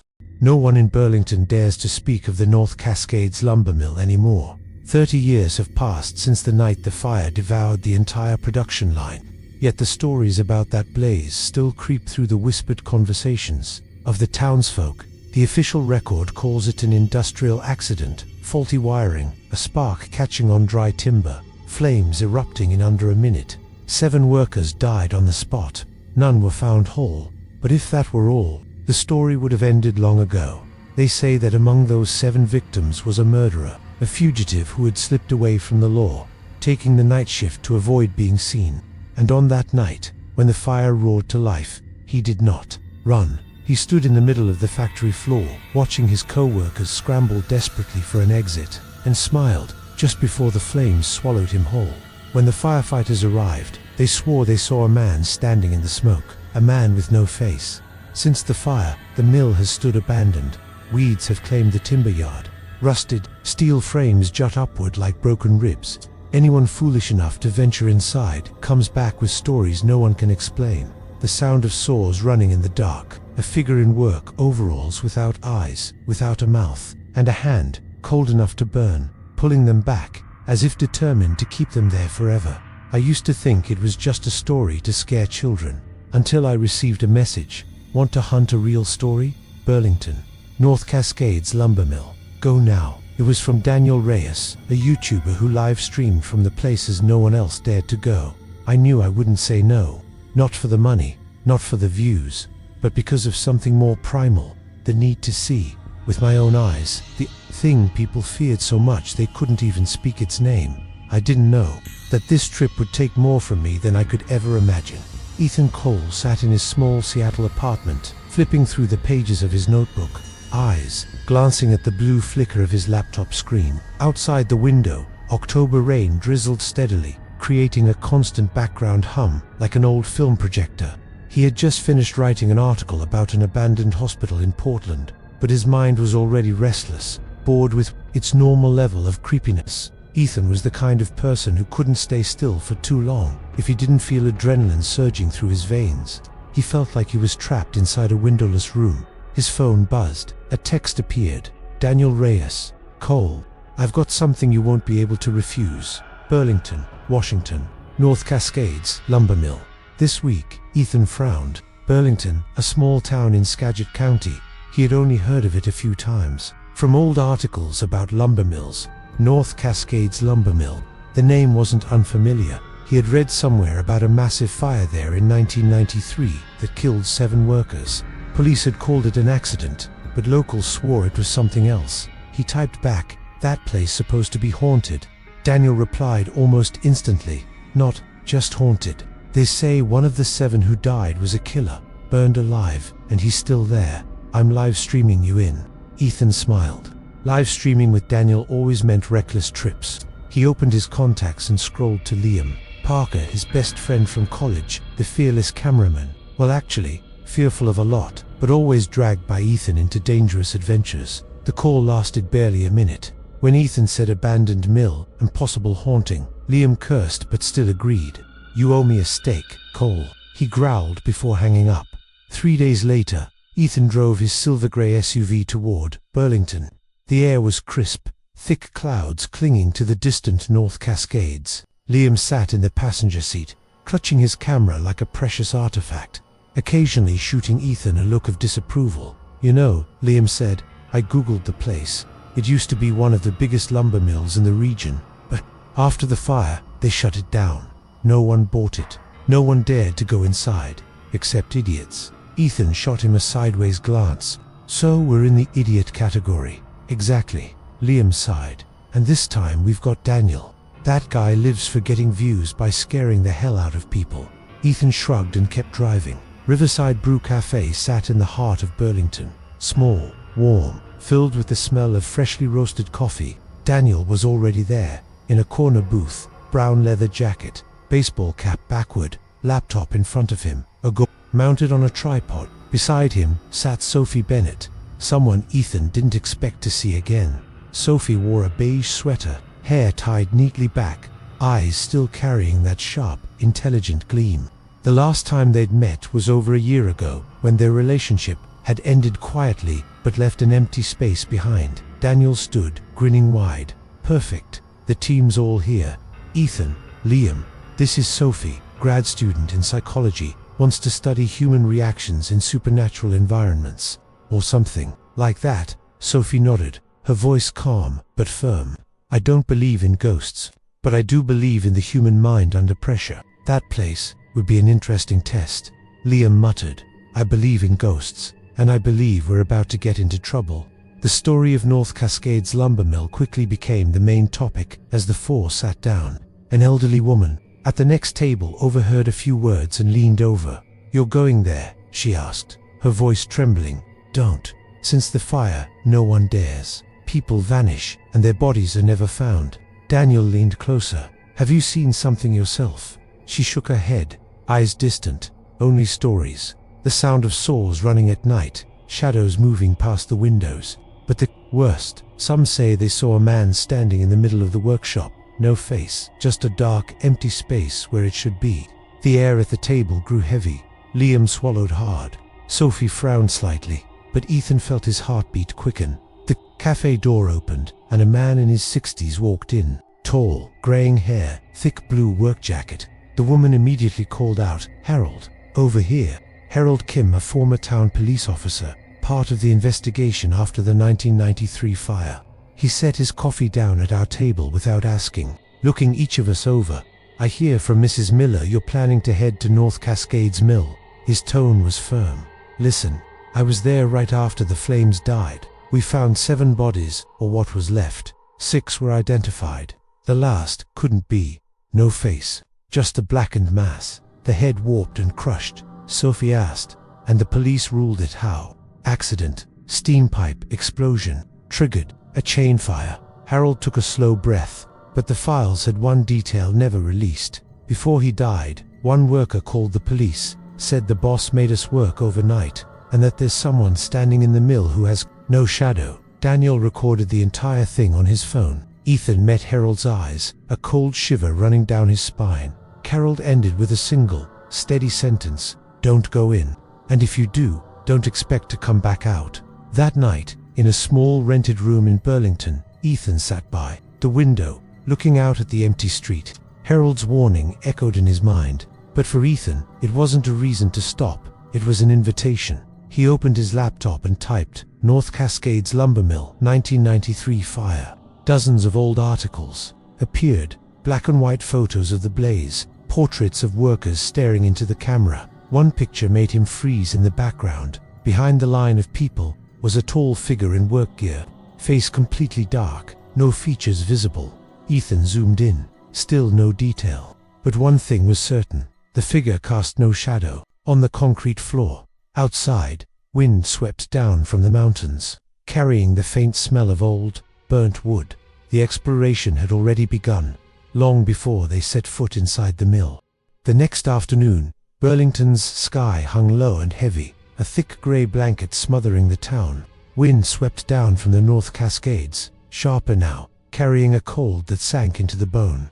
Ethan woke early, double-checking his camera batteries, flashlights, lapel mic, and several backup power packs. The plan was set. They would reach the mill at sunset. The light would be at its weakest, yet just enough to capture the first shots before darkness swallowed everything whole. Daniel arrived ahead of schedule. His old pickup truck loaded with live stream gear, backup batteries, and a random mix of energy drinks and protein bars. "Tonight's going to be legendary," he grinned, tossing equipment into the back of Ethan's SUV. Just imagine thousands of people watching live, the chat blowing up the moment a white shadow crosses the screen, or thousands watching us run for our lives. Liam cut in, clutching his camera bag like a lifeline. He still hadn't shaken off the unease from Harold's story about the faceless man. Sophie emerged from the small hotel where the group was staying. She wore a thick grey coat, wool gloves, and carried a canvas bag with a notebook and voice recorder. "I'll come along, but I'm only here to observe and take notes," she said, casting Ethan a brief look that felt like a quiet reminder. This was not a reunion. Ethan gave her a thin smile, then started the engine. The road out of Burlington was narrow and winding, lined with abandoned fields and groves of maple already turning gold. The sun slid lazily toward the horizon, its final streaks painting the cloud edges a deep, dying red. 15 minutes later, the mill came into view, a hulking silhouette rising against the dim sky. From a distance, North Cascades lumber mill looked like the corpse of a great iron beast, its body broken, smokestacks jutting like exposed ribs. "Jesus," Liam muttered. "It's worse than I imagined." They parked about 50 meters from the rusted fence. The overgrown field before the building was a wasteland of waist-high weeds tangled with twisted steel beams and rotting planks. The walls were mottled with peeling paint, revealing the raw concrete beneath. Most windows were shattered, forming dark sockets that stared out into nothing. Daniel powered on his camera, starting the live stream. "All right, everyone. We're here in Burlington, Washington, about to explore one of the most haunted places in the state, the North Cascades lumber mill. With me tonight, freelance journalist Ethan Cole, a man who's been in more abandoned places than I can count. Liam Parker, the bravest cameraman I know." "Not true," Liam muttered under his breath. "And Sophie Bennett, psychology researcher, here to help us understand how people react when faced with the unexplainable. Stick around until the end, I promise. You won't be disappointed." They followed the fence until they found an opening in the northwest corner, where a section had collapsed. A narrow, muddy path led straight toward the mill yard. Ethan took the lead, flashlight in hand. As soon as they stepped onto the open concrete, he noticed the silence. No cars, no birds, only the whisper of wind threading through empty steel frames. Sophie froze. "Do you see that?" On the stained concrete before the main entrance were muddy footprints. They were clear, fresh, leading straight inside. The problem was, it hadn't rained in a week. There was no mud here to make them. Daniel immediately angled his camera downward, reading the chat as comments poured in. "Someone's inside. Probably a homeless guy, or not a guy." Liam shot Ethan a wary glance. "We really want to do this." Ethan didn't answer right away. He crouched, brushing a finger along the edge of one print. The mud was damp. Whoever, or whatever, made them had been here moments ago. They set up equipment at the front entrance, a tall tripod, a small LED panel, and an environmental mic. While Daniel checked the stream connection, Sophie suddenly turned her head. "Do you hear that?" Ethan listened. At first, only the wind. Then, a steady, metallic sound echoing from somewhere deep inside. Clang, clang, clang, like a hammer striking wood. Slow, deliberate. Liam swallowed. That shouldn't be happening. No one's worked here for decades. Sophie stepped closer to the rusted steel doors, her eyes narrowing. "It's coming from inside, not far from here."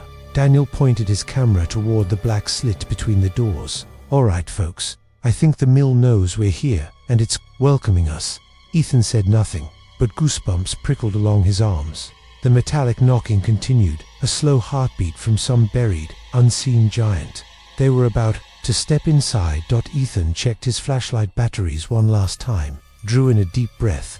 Behind him, the sun was nearly gone, leaving only a pale, ashen light over the mill. Darkness was waiting.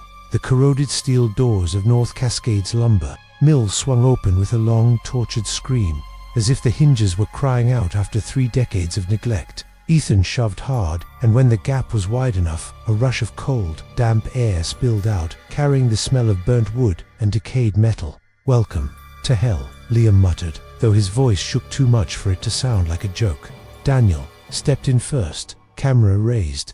The LED beam cut a narrow path through the thick, oppressive dark. Dust swirled in the air, catching the light like 1,000 drifting embers. Ethan followed, feeling the rough concrete under his boots, littered with splinters, rusted nails, and shards of broken glass. Sophie stayed close, jotting quick notes. Each time they entered a new section, the first room they explored was the management office. It was roughly 20 square meters, with a row of cracked wooden desks, an old typewriter, and a rotary phone buried in dust. On the wall, a chalk production schedule still hung, the white numbers faded but legible. Daniel swept his camera across the space. "Look at this, frozen in time since that day in 1993. No cleanup, nothing taken." Ethan crouched by a desk in the corner and noticed something half buried under a layer of ash, a leather-bound notebook, edges charred. He lifted it carefully, the cover flaking at his touch. Inside, the handwriting leaned to one side, ink smudged but still readable. The first entries were mundane: shift hours, lumber counts, orders. But near the end, the script grew frantic, uneven. "October 17th, 1993. The boss made us work overnight. No reason. I saw him, standing in the middle of the mill. He had no shadow." Ethan flipped further. The writing became jagged, broken, marked with smears that might have been made by a trembling hand. "What is it?" Sophie asked. "A worker's journal," Ethan said softly. "The day before the fire." As they prepared to leave the office, Liam's camera glitched. The screen filled with static lines, a low hiss buzzing through the speakers. "What the hell?" "Battery's full," Liam muttered, tapping the camera to no effect. The interference vanished only when he aimed the lens toward the doorway. Sophie glanced at Ethan. Could be M interference, or what?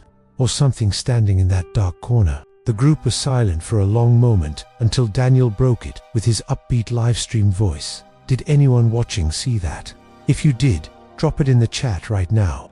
They moved on to the main saw hall. The space was cavernous, the ceiling supported by rust-red beams, chains hanging from silent pulleys. Along the sides were long conveyor belts and massive table saws, all coated in dust thick as frost. The deeper they went, the more Ethan felt it, the weight of eyes on him, not footsteps, but a pressure, like being pinned in a gaze. He turned. Only Liam and Sophie were behind him. Daniel was panning the camera toward the rafters. Sophie spoke slowly. "I'm not sure, but I feel like we're not the only 4 people in here." "I'm sure we're not," Liam whispered. They entered a storage area where the windows were sealed with rusted metal sheets. The air was dense with the smell of rot and mildew. In one corner, a pile of blackened boards was stacked unnaturally, neat, the dust around it disturbed. Daniel lowered his voice. "Why would anyone come in here to move things around? This isn't random." Ethan didn't answer, but a single thought pressed into his mind. If this was his place, had they just stepped into the territory he guarded? Back in the central hall, the outside light had died completely. Only their flashlights and LEDs pierced the gloom. Ethan checked his watch, barely past 7 p.m., yet time felt stretched, dragging. A gust rattled a broken window, carrying the faint clang of metal on metal. Ethan turned, but saw nothing. Sophie, standing close, whispered, "It's like someone's right behind you, but when you turn around, there's no one there." Ethan nodded. For the first time that night, he had no words to make her feel safe. The sound of wind whistling through the broken door had barely faded when another noise rose, the grinding roar of a chainsaw. At first, it was faint, like an echo from some half-forgotten dream, but within seconds it sharpened, a metallic screech cutting through air thick with the stench of dust and scorched wood. Liam froze, his face drained of color. "This is impossible. There's no power here." Daniel instantly swung his camera toward the sound, speaking between quick, shallow breaths. "Guys, you're hearing this too, right? This isn't some sound effect I added." Ethan could feel his heartbeat hammering in his chest. He knew that sound. It was an industrial chainsaw, the kind used to slice through massive timber. The grinding whine dragged on, then cut off abruptly, leaving behind a silence somehow heavier than the noise itself. Sophie opened her mouth to speak, but the metal door at the end of the hallway they'd just walked through slammed shut. The deafening clang echoed through the factory, followed by a sudden, icy draft that brushed across their legs. Liam's voice trembled. "Are we locked in?" Ethan flicked his flashlight toward the door. No one was there, yet the hinges still trembled as though a hand had shoved it with force. Daniel, still live streaming, glanced at the flood of viewer comments. "Wait, there's someone behind you. I counted 5 people in frame, but there's only 4 in your group. Go back to 723. There's a tall shadow standing right by the door." Daniel looked up sharply at Ethan. "They're saying there's a 5th person." Sophie's eyes darted through the darkness. Her beam swept across the far corner, and that's when she saw him. A figure clad in an old, grimy work jumpsuit, the kind worn by factory laborers decades ago. A scratched safety helmet, gloves stained with something dark, but where the face should have been there was nothing. No eyes, no nose, no mouth, just an absence, a solid void of darkness deeper than the shadows around it. Sophie stumbled back, colliding with Ethan. "I saw him, right there."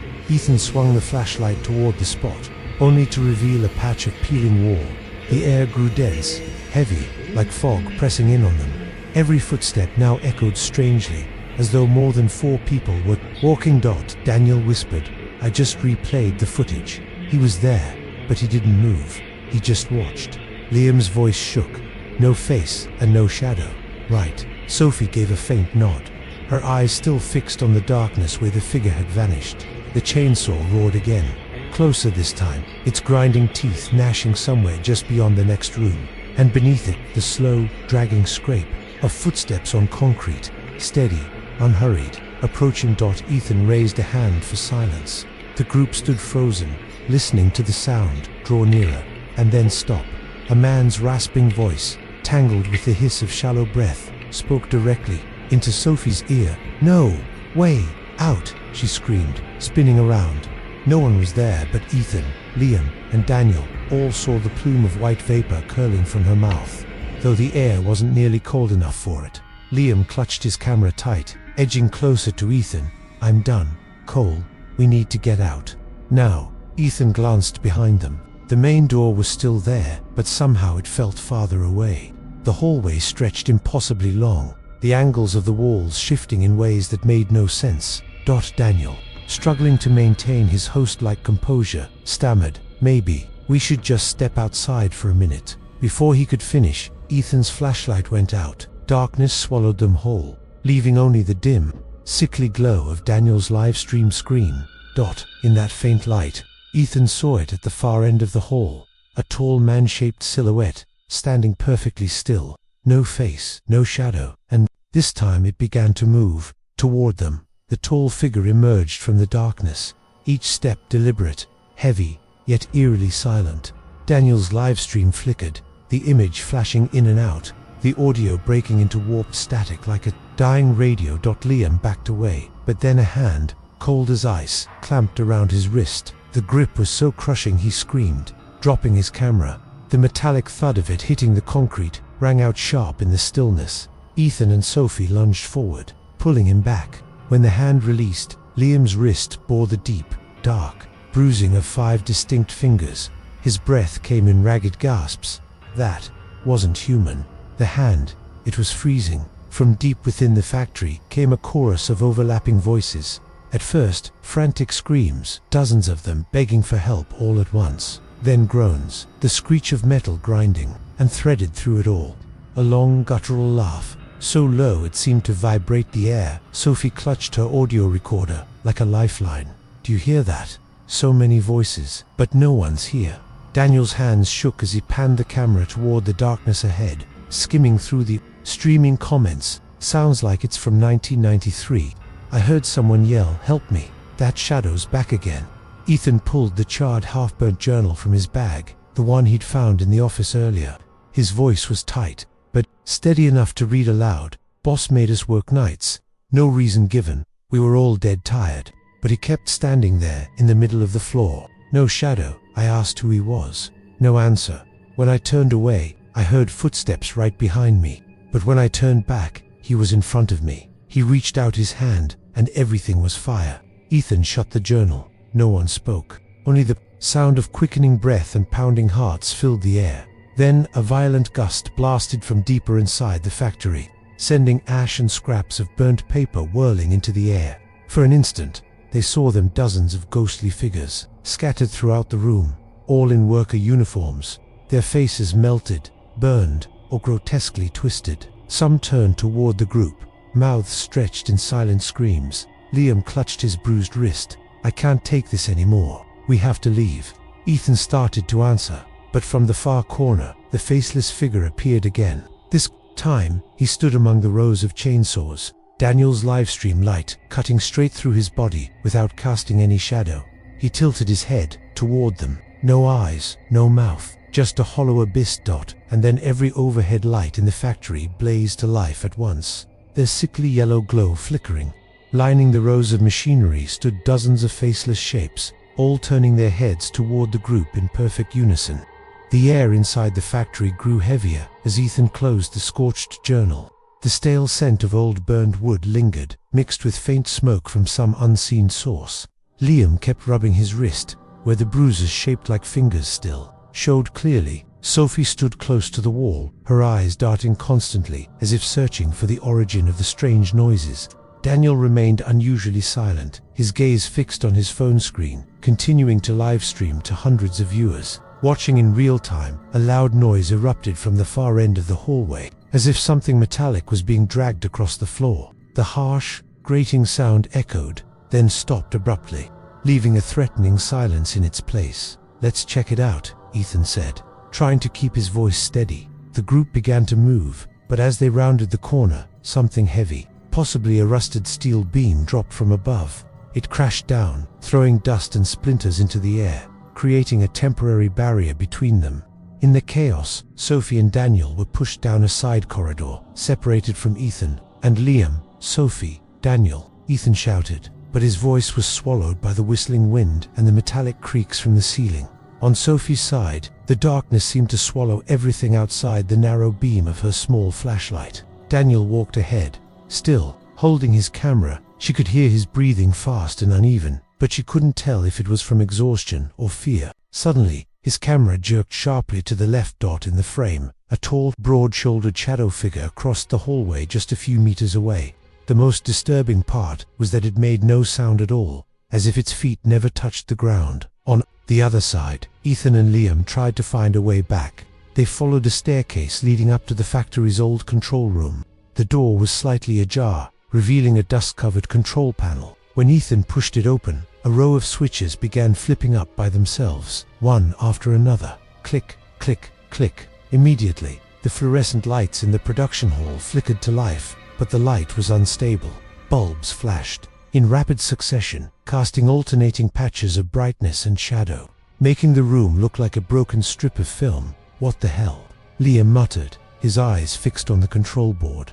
Ethan stepped closer, but suddenly all the lights went out at once. The space plunged into thick darkness, and from deep within the factory, the sounds of machinery roared back to life. The whine of saw blades, the pounding of hammers, the ripping of wood, merging into a nightmarish symphony from the past. They didn't know that. In the other corridor, Sophie and Daniel were hearing the exact same thing, but mixed within it was the sound of footsteps approaching, slow and heavy. The ghostly machinery of the past kept echoing through the factory, as if the place had been dragged back to the years it was still alive. Ethan swept his flashlight across the floor and saw muddy footprints smeared from the control room's doorway toward the main workshop. Liam swallowed hard, trying to stay calm, but his eyes kept flicking round. Suddenly, among the rows of old saw machines, one of them actually started up. The piercing sound of its blade cutting through wood made them flinch back. From the darkness behind the machine, a faceless figure slowly lifted its head, as if it had been standing there for a very long time. "Run!" Ethan shouted, yanking Liam toward the stairs. But the staircase shook violently under their feet, the metal steps clanging, clang, clang, as if something was climbing after them. Sophie and Daniel. Sophie gripped Daniel's hand tightly. As they ran, glancing back over her shoulder, her flashlight swept across the hallway and caught sight of a pale, bony hand reaching out from a doorway gap. the fingers crawling down toward the floor. Daniel quickly turned the camera toward it, but the screen distorted, rippling with static. They found a door leading down to the basement storage. As soon as they descended, the temperature dropped sharply, and their breath became visible clouds. On the wall, burned letters slowly emerged, forming the words, "Don't let it see your eyes." Daniel opened his mouth to ask what it meant, but from the far end of the basement, a tall figure appeared. The weak flashlight beam only illuminated its neck and shoulders. Its head seemed to be hidden by an impenetrable shadow. Each step it took made a heavy, metallic thud, like a hammer striking steel. The reunion, a sudden scream echoed, drawing the two groups toward each other. Ethan and Liam burst into the basement just as Sophie and Daniel were being forced into a corner. The tall figure stopped a few meters away. No one dared breathe loudly. Then, in a blink, during the flicker of a flashlight, it was gone. Thinking they were safe, the group was about to leave when, from above, all the machinery roared to life at once. The deafening noise was joined by the sound of footsteps, racing in circles around them, though no one was there. "Exit now," Ethan shouted. They bolted up the stairs, but just before they reached the door, it slammed shut with a force so violent it made the walls shudder. The metal door slammed shut, trapping the group in darkness. The machines behind them still roared, blending with indistinct murmurs. Ethan pounded the door with all his strength, but it didn't budge. Liam swept his flashlight along the walls, his hand trembling as the beam revealed a narrow gap in the corner of the room, just wide enough for one person to squeeze through. With no other choice, they pushed their way inside. Beyond was a cramped tunnel, brick walls damp with mold, the stench of rust and mildew choking the air. Their footsteps echoed, but mingled with them was another set, slower, steady, following close behind. Daniel turned the camera around, but the screen showed only white noise. He swallowed hard, saying nothing. Ahead, a faint light appeared, the exit. They rushed forward, stumbling onto the cold, wet ground. Outside, when they looked up, they froze. The factory was lit up brightly. Through the windows, dozens of workers in grey uniforms operated the machinery. But whenever they turned toward the group, their faces were blank. No eyes, no mouths. A long whistle pierced the air. All the workers stopped at once, then turned toward them. Ethan yanked everyone into a run. Only after they broke through the tree line did the factory lights fade. Final scene. The next morning, Ethan sat alone in his motel room, Daniel's camera in front of him. He rewound to the first clip when they were standing in front of the factory gates. On the screen, besides the group, there was a man in a long coat standing in the corner of the frame, only a few meters away. His face was hidden in shadow. Ethan knew for certain this man had never been with them. The footage flickered, then froze on a frame of static. Burlington Police Department Incident Report Summary. October 14th, 2023, at 2:17 a.m. on October 14th, the Burlington Police Department's emergency hotline received a distress call from a man identifying himself as Ethan Cole. He reported that he and his friends had just escaped the abandoned North Cascades lumber mill, north of town, and insisted someone is still trapped inside. When first responders arrived, they found 4 individuals. Ethan Cole, -27, freelance journalist; Sophie Bennett, 225, psychology graduate student; Liam Parker, 228, amateur cameraman; Daniel Reyes, -30, YouTuber. All showed signs of acute psychological shock, torn clothing, scratches, and minor burns. They were transported to Skagit Valley Hospital for examination. Initial statements: according to Ethan and Sophie, the group had entered the factory to film an urban exploration project. They described several disturbing phenomena: the sound of saws operating, despite the factory's power having been cut since 1993, a heavy steel door slamming shut, blocking their exit, the appearance of a tall man in work overalls, but with a blurred-out face following them. Liam added that while fleeing, he clearly heard footsteps right behind him, but saw no one when he turned. Daniel only repeated the same phrase, "It's still in there," and refused to elaborate. Scene investigation: when police entered the factory, it was empty.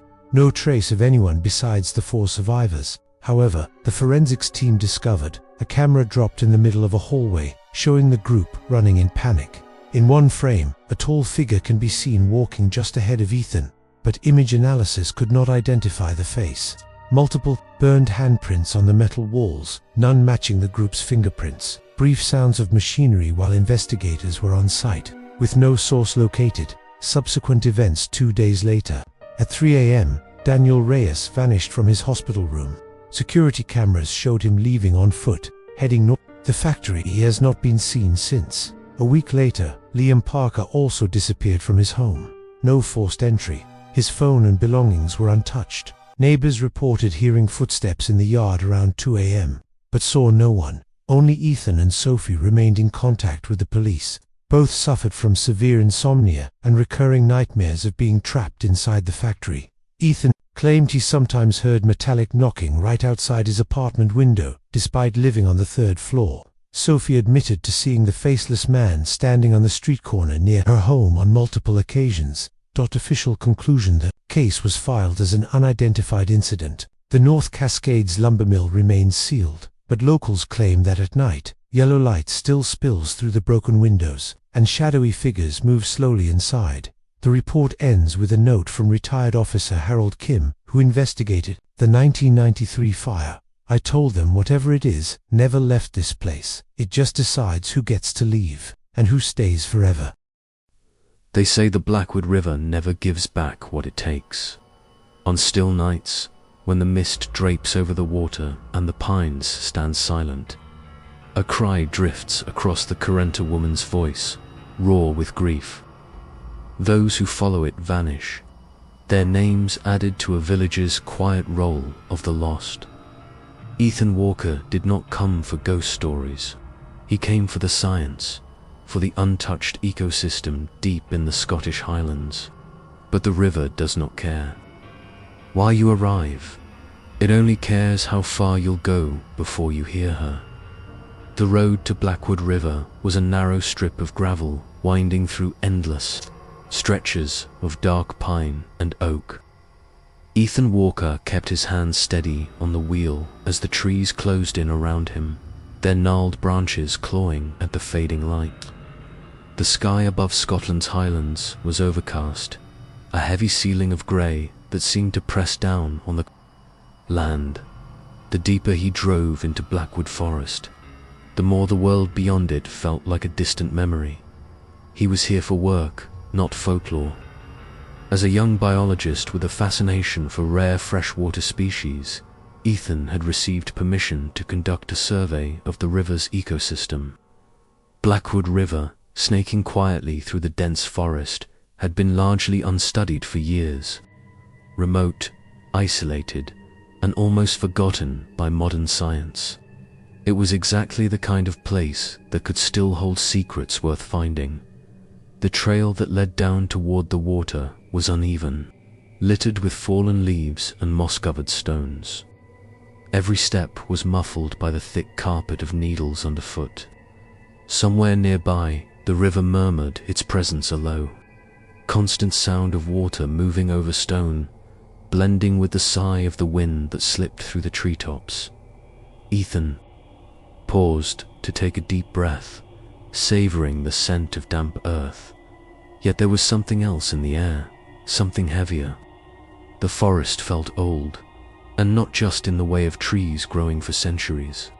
It carried an awareness, a kind of watchfulness, as though the shadows between the trunks were paying attention. By the time he reached the edge of the village, the sun was sinking. Blackwood Village was a scattering of stone cottages with steep roofs, smoke curling lazily from chimneys. It was the sort of place where time had slowed decades ago. People here moved with quiet deliberation, their lives set to a rhythm dictated by the land and the seasons. At the local inn, where Ethan intended to stay during his survey, the warmth of the fire in the hearth did little to mask the curious glances from the few patrons inside. A grey-haired innkeeper, Mrs. Fraser, served him a plate of stew and asked politely where he was headed. "The river," Ethan replied with a small smile. "I'm here to study its wildlife. Should be an interesting project." At that, the room seemed to grow quieter. One of the men sitting near the window shifted uncomfortably and muttered something under his breath. Mrs. Fraser's expression tightened. "You'll want to be careful near the water after nightfall," she said, her voice low. "Best to finish your work before the sun's gone." Ethan looked up from his meal. "Why's that?" She hesitated, glancing at the other patrons before leaning closer. "You'll hear talk of Hermerog, the weeping woman. She's been part of this place longer than I've been alive. Lost her child in the river years back. Died herself not long after, under strange circumstances. Since then, folk claim they hear crying along the banks at night." Ethan raised an eyebrow. "A local ghost story, then?" "Believe what you will," Mrs. Fraser replied, straightening. "But those who've gone down there after dark, some never came back." The man by the window added without looking up, "And the ones who do come back, they're not the same. Something stays with them." Ethan gave a polite nod, but inwardly he dismissed it as rural superstition. He had spent enough time in small, isolated communities to know that legends like this were woven into their identity. Morag's story was likely no more than a cautionary tale to keep children away from dangerous waters. Still, as he walked back to his rented room that night, the wind carried with it the faint scent of the river and a distant sound, something almost like a woman's sob, rising and falling with the current. He told himself it was just the wind in the trees, but he found himself locking the window before he went to bed. The next day began with a pale light spilling across the forest. Mist clung to the ground, curling between the trees in slow, ghostly tendrils. Ethan set out early with his field pack slung over one shoulder, a pair of binoculars hanging from his neck, and his boots damp from the dew-soaked grass. The air was cool and sharp, the kind of highland morning that seemed to wake every nerve in his body. Birds called in short bursts from the canopy above, their songs echoing faintly over the soft rush of the river in the distance. By midday, he had taken water samples, noted the unusual clarity in certain shallow pools, and recorded sightings of freshwater trout darting between submerged roots. Every so often, he would glance up to see the forest's shadowy green pressing in on all sides. He worked steadily, losing track of time. When he finally checked his watch, the sun had dipped lower than he expected, painting the treetops with thin streaks of gold. A thin layer of fog was already beginning to rise from the river's surface. Deciding to take one last set of measurements, Ethan moved farther along the bank. The ground here was soft, scattered with rotting leaves that sank slightly under his weight. He bent to place a sensor in the water when a sound drifted to him. Faint but unmistakable. It was a woman's cry. Not a scream, not even a sharp wail, just a low, continuous sob that carried across the water, so fragile it might have been the river itself weeping. It came from somewhere on the opposite bank, from within the dense shroud of mist that now hung thick over the current dot. Ethan froze, his breath shallow. The sound rose again, tugging at something deep in his chest, though he could not have said why. He stepped closer to the water, scanning the far side. The fog shifted, parting for only an instant, and there between the silver ribbons of mist stood a shape. It was slender, unmoving. The figure seemed to be clothed in pale white, the edges of the garment blurring into the fog. Ethan blinked, and the form dissolved, leaving nothing but the rippling surface of the river and the quiet whisper of water against stone. A chill crept up the back of his neck. The rational part of his mind insisted it could have been a trick of the light or the fog itself. He was tired. The air was playing with sound, but as he packed his equipment, the crying began again, softer now, as though it were retreating into the depths of the forest. By the time Ethan returned to the village, The sky was a deep slate grey, and the first hints of night had fallen. Several villagers stood near the inn's entrance, talking in low voices. When they saw him, the conversation died. Mrs. Fraser met him halfway up the path, her eyes scanning his face. "You heard it, didn't you?" she asked quietly. Ethan hesitated. "I heard something." Her jaw tightened. "You'd do well to leave it at that, lad. Stay inside at night, and if you hear it again, don't follow." The man by the window in the inn last night stepped forward, his gaze sharp. "Curiosity's taken more than one soul here. Don't let it take yours." Ethan forced a small smile, but his hands were still cold from the riverside air. That night, lying in bed, he replayed the sound in his mind, the way it rose and fell, the way it seemed to reach for him across the water. And no matter how he tried to reason it away, he could not deny one thing: it had sounded heartbreakingly human. The following morning, the sky was a dull pewter, and a steady drizzle had begun to fall over Blackwood village. Rain beaded on the slate roofs and trickled down the narrow lanes, carrying the scent of wet stone and wood smoke. Ethan lingered over his breakfast at the inn, sipping coffee while the low murmur of conversation filled the room. He could not shake the memory of the cry he had heard by the river.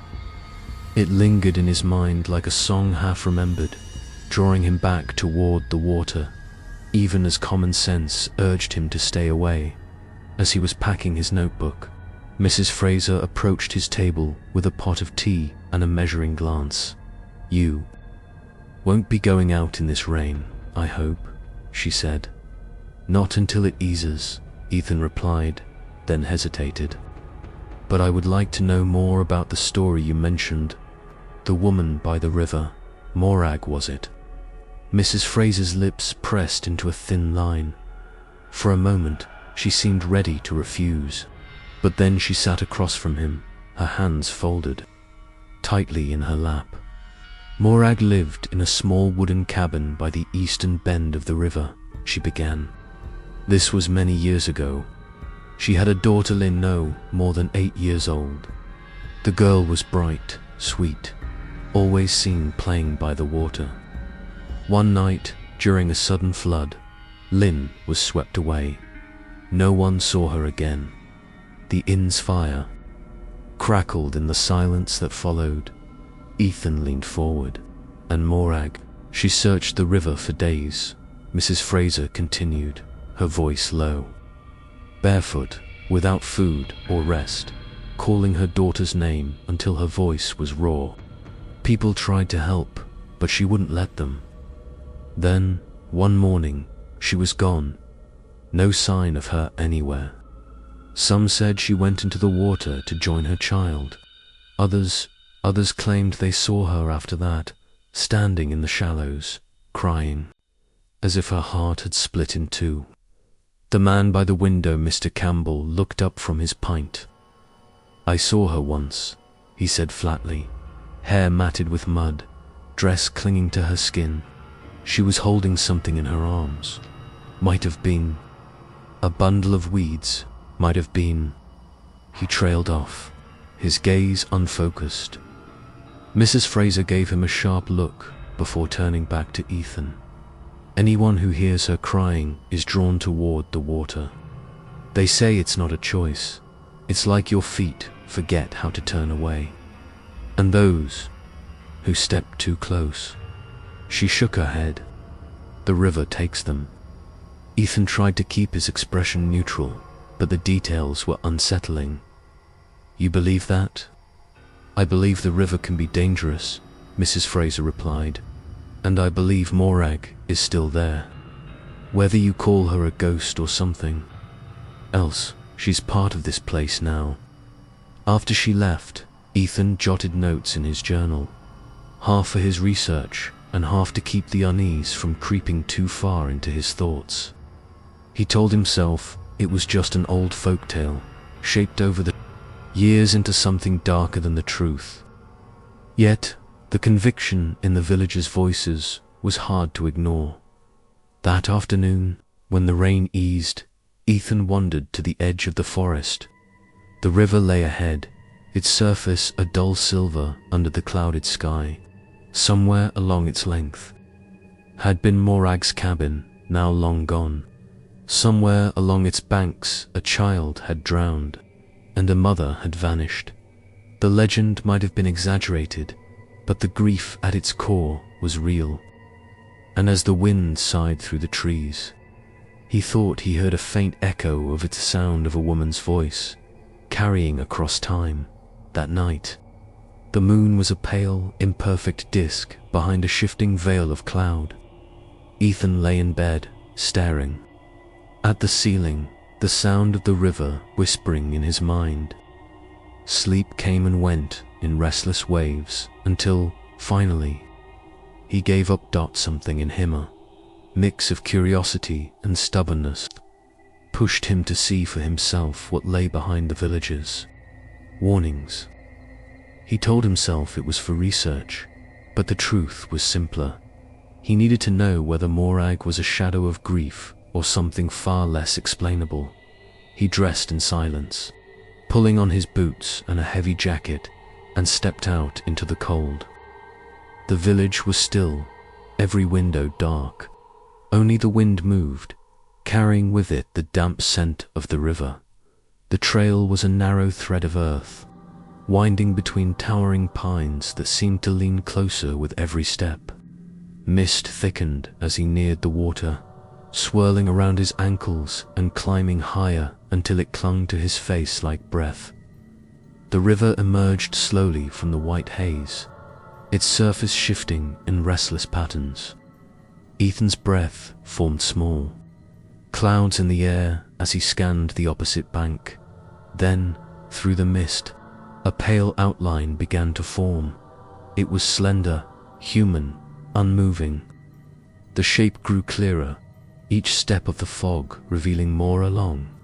White gown torn at the hem, dark hair hanging in tangled strands, shoulders bent forward as if weighed down by grief. Ethan's pulse quickened. The figure raised its head. Even through the shroud of mist, he saw the eyes red-rimmed, hollow, glistening with tears. Her face was pale as riverstone, the features twisted with an anguish so raw it almost hurt to look at. The current between them shifted, lapping at the bank in uneven waves. A thin hand emerged from the folds of the gown, clutching something. To her chest. For an instant, Ethan thought it was just a bundle of cloth. Then he caught the faint outline of small, delicate limbs within it. The water surged unexpectedly, splashing cold against his boots. The ripples spread toward him, each one pulling with a subtle force, as though the river itself wanted to draw him in. Ethan took a step back, his boots slipping slightly on the wet ground. The figure did not move closer, but her eyes never left his. She stood as still as a gravestone, cradling her burden in silence, her gown fluttering slightly in the unseen wind.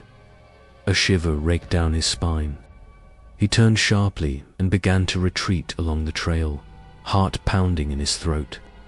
The mist swirled around him, closing off the view of the river dot.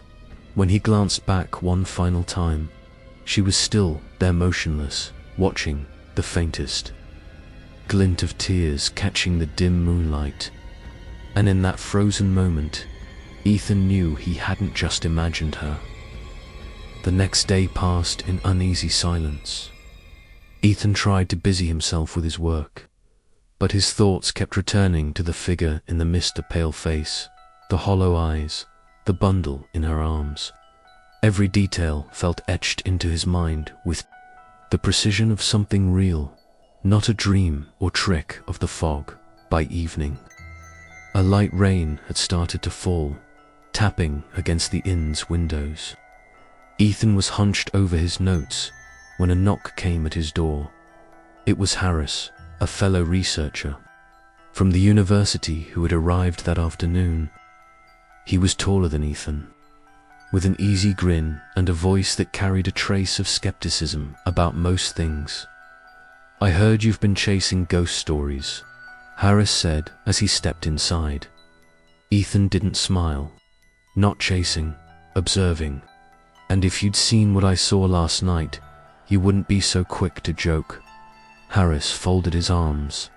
"Then show me. Let's go tonight." Ethan hesitated, but a part of him was relieved not to face the river alone again. "Fine, but we stay on the bank, and if we hear anything, we don't follow." The two men set out under a sky veiled with heavy clouds. The forest was darker tonight, the mist rising earlier, curling low around the undergrowth.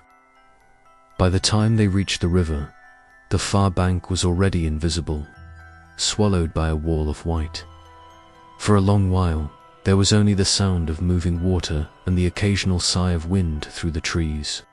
Then, faintly, the crying began. It was soft at first, like a memory carried on the breeze. Then it grew clearer, closer, a slow, breaking sob that made the hair on the back of Ethan's neck rise. Harris tilted his head, frowning.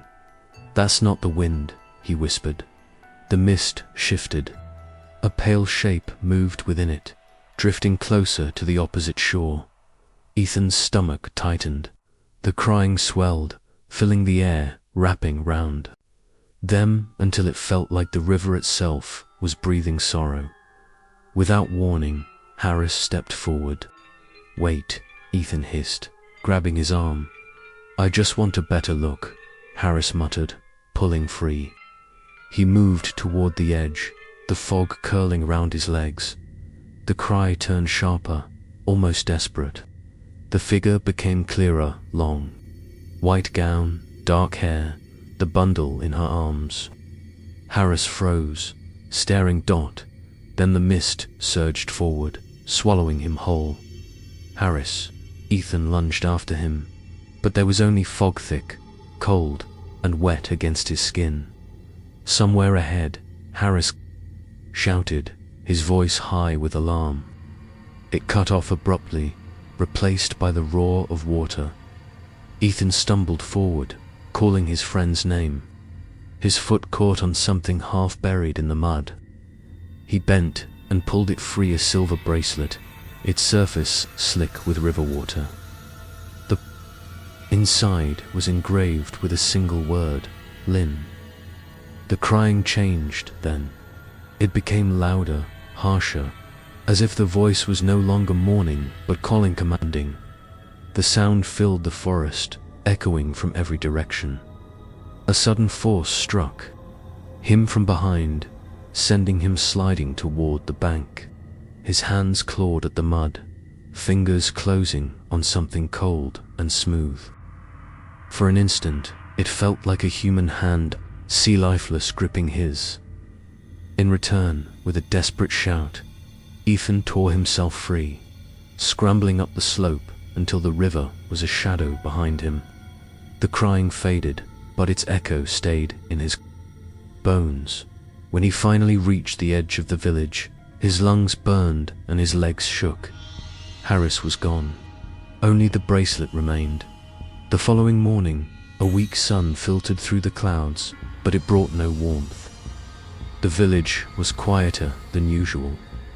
People glanced at Ethan as he passed, their eyes flicking to the silver bracelet in his hand before turning away. No one asked about Harris. No one needed to. Ethan hadn't slept. The night's images looped endlessly in his mind, Harris disappearing into the mist. The cold grasp of that unseen hand, the haunting name engraved on the bracelet. He had no explanation, but he knew one thing: he couldn't leave without finding out what had happened. He followed the river upstream, past the familiar bend where he had first heard the crying, to where the banks narrowed and the water ran deeper. The ground here was treacherous, pocked with roots and slick stones, the air heavy with the smell of wet moss. It was here, the villagers had said, that Lynn had drowned, As the sun slid behind the trees, the light dimmed to a washed-out grey. The mist began to rise again, thickening until it rolled along the ground like slow-moving smoke. Ethan's breath quickened. He knew he was being watched. She appeared without sound, as though the fog itself had shaped her. Morag stood in the shallows, her gown clinging to her thin frame, dark hair plastered against her skin. Her face was pale and smooth, yet her eyes were empty, hollows bottomless, and fixed entirely on him. The bundle in her arms sagged as though it were heavy, its shape unmistakably that of a small child. The sound began softly, a broken sob. Then it rose, splitting the air with raw anguish. The river surged in response, the calm surface fracturing into restless waves. Water crept up the bank, lapping at Ethan's boots, pulling with each retreat like the tide. He tried to step back, but the ground sucked at his heels. The current swelled, foam forming in the center of the channel. The pull grew stronger, dragging him forward inch by inch. Morag raised her head, her gaze locked on his, and for a moment Ethan thought he saw something flicker there, not malice, but grief so deep it blurred into rage. The next wave hit with startling force, knocking him to his knees. Cold water surged around him, biting into his skin. The current grabbed at his legs, dragging him into the flow. His head went under, and the world became a whirl of darkness and roaring water. Through the blur, he saw her, a pale figure beneath the surface, hair streaming like ink in the current. Her hand reached for him. He could not tell if she was pulling him deeper or pushing him away. His lungs burned. Just as his vision began to fade, a sudden force shoved him upward. He broke the surface with a gasp, coughing violently as the current flung him toward the bank. He collapsed on the wet earth, chest heaving, the mist already beginning to swallow her figure once more. In the brief instant before she vanished, Morag looked at him with something almost human, sorrow too vast for words, and then she was gone. Ethan left. Blackwood, the next morning. The road out of the village wound between endless ranks of pine. The sky above the highlands still heavy with low, rolling clouds. His hands gripped the steering wheel tighter than necessary, the silver bracelet resting on the seat beside him. Every so often, his eyes drifted toward it, catching the faint glint of the name engraved inside. Lynn.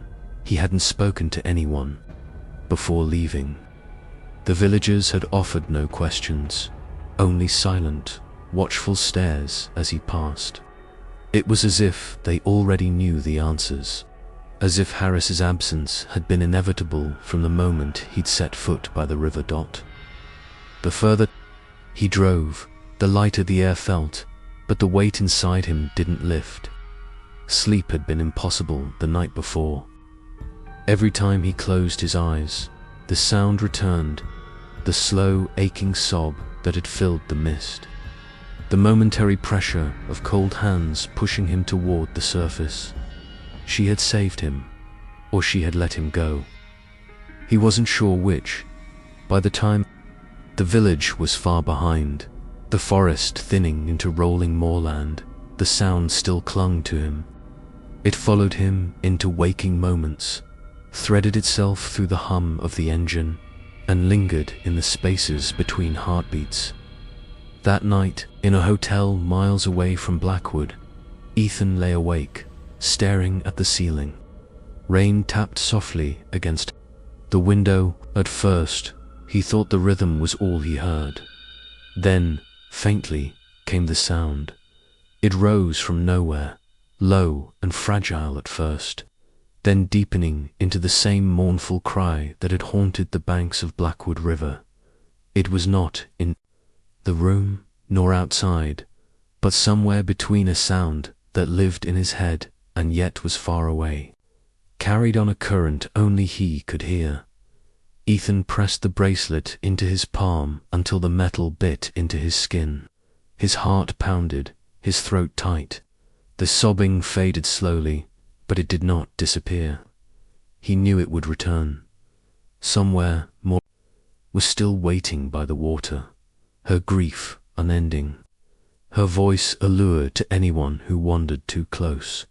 And sooner or later, someone would. On the fog-laden banks of the River Avon in Bath, a centuries-old tragedy refuses to rest. Elizabeth Harrow, a bride betrayed and drowned on her wedding night in 1872, haunts the river with a chilling vow. Any man who dares approach shall become her eternal groom beneath the water. When Thomas Red, a curious journalist, arrives to investigate the legend, he discovers that some stories are more than mere folklore, drawn into a web of sorrow, vengeance, and the supernatural.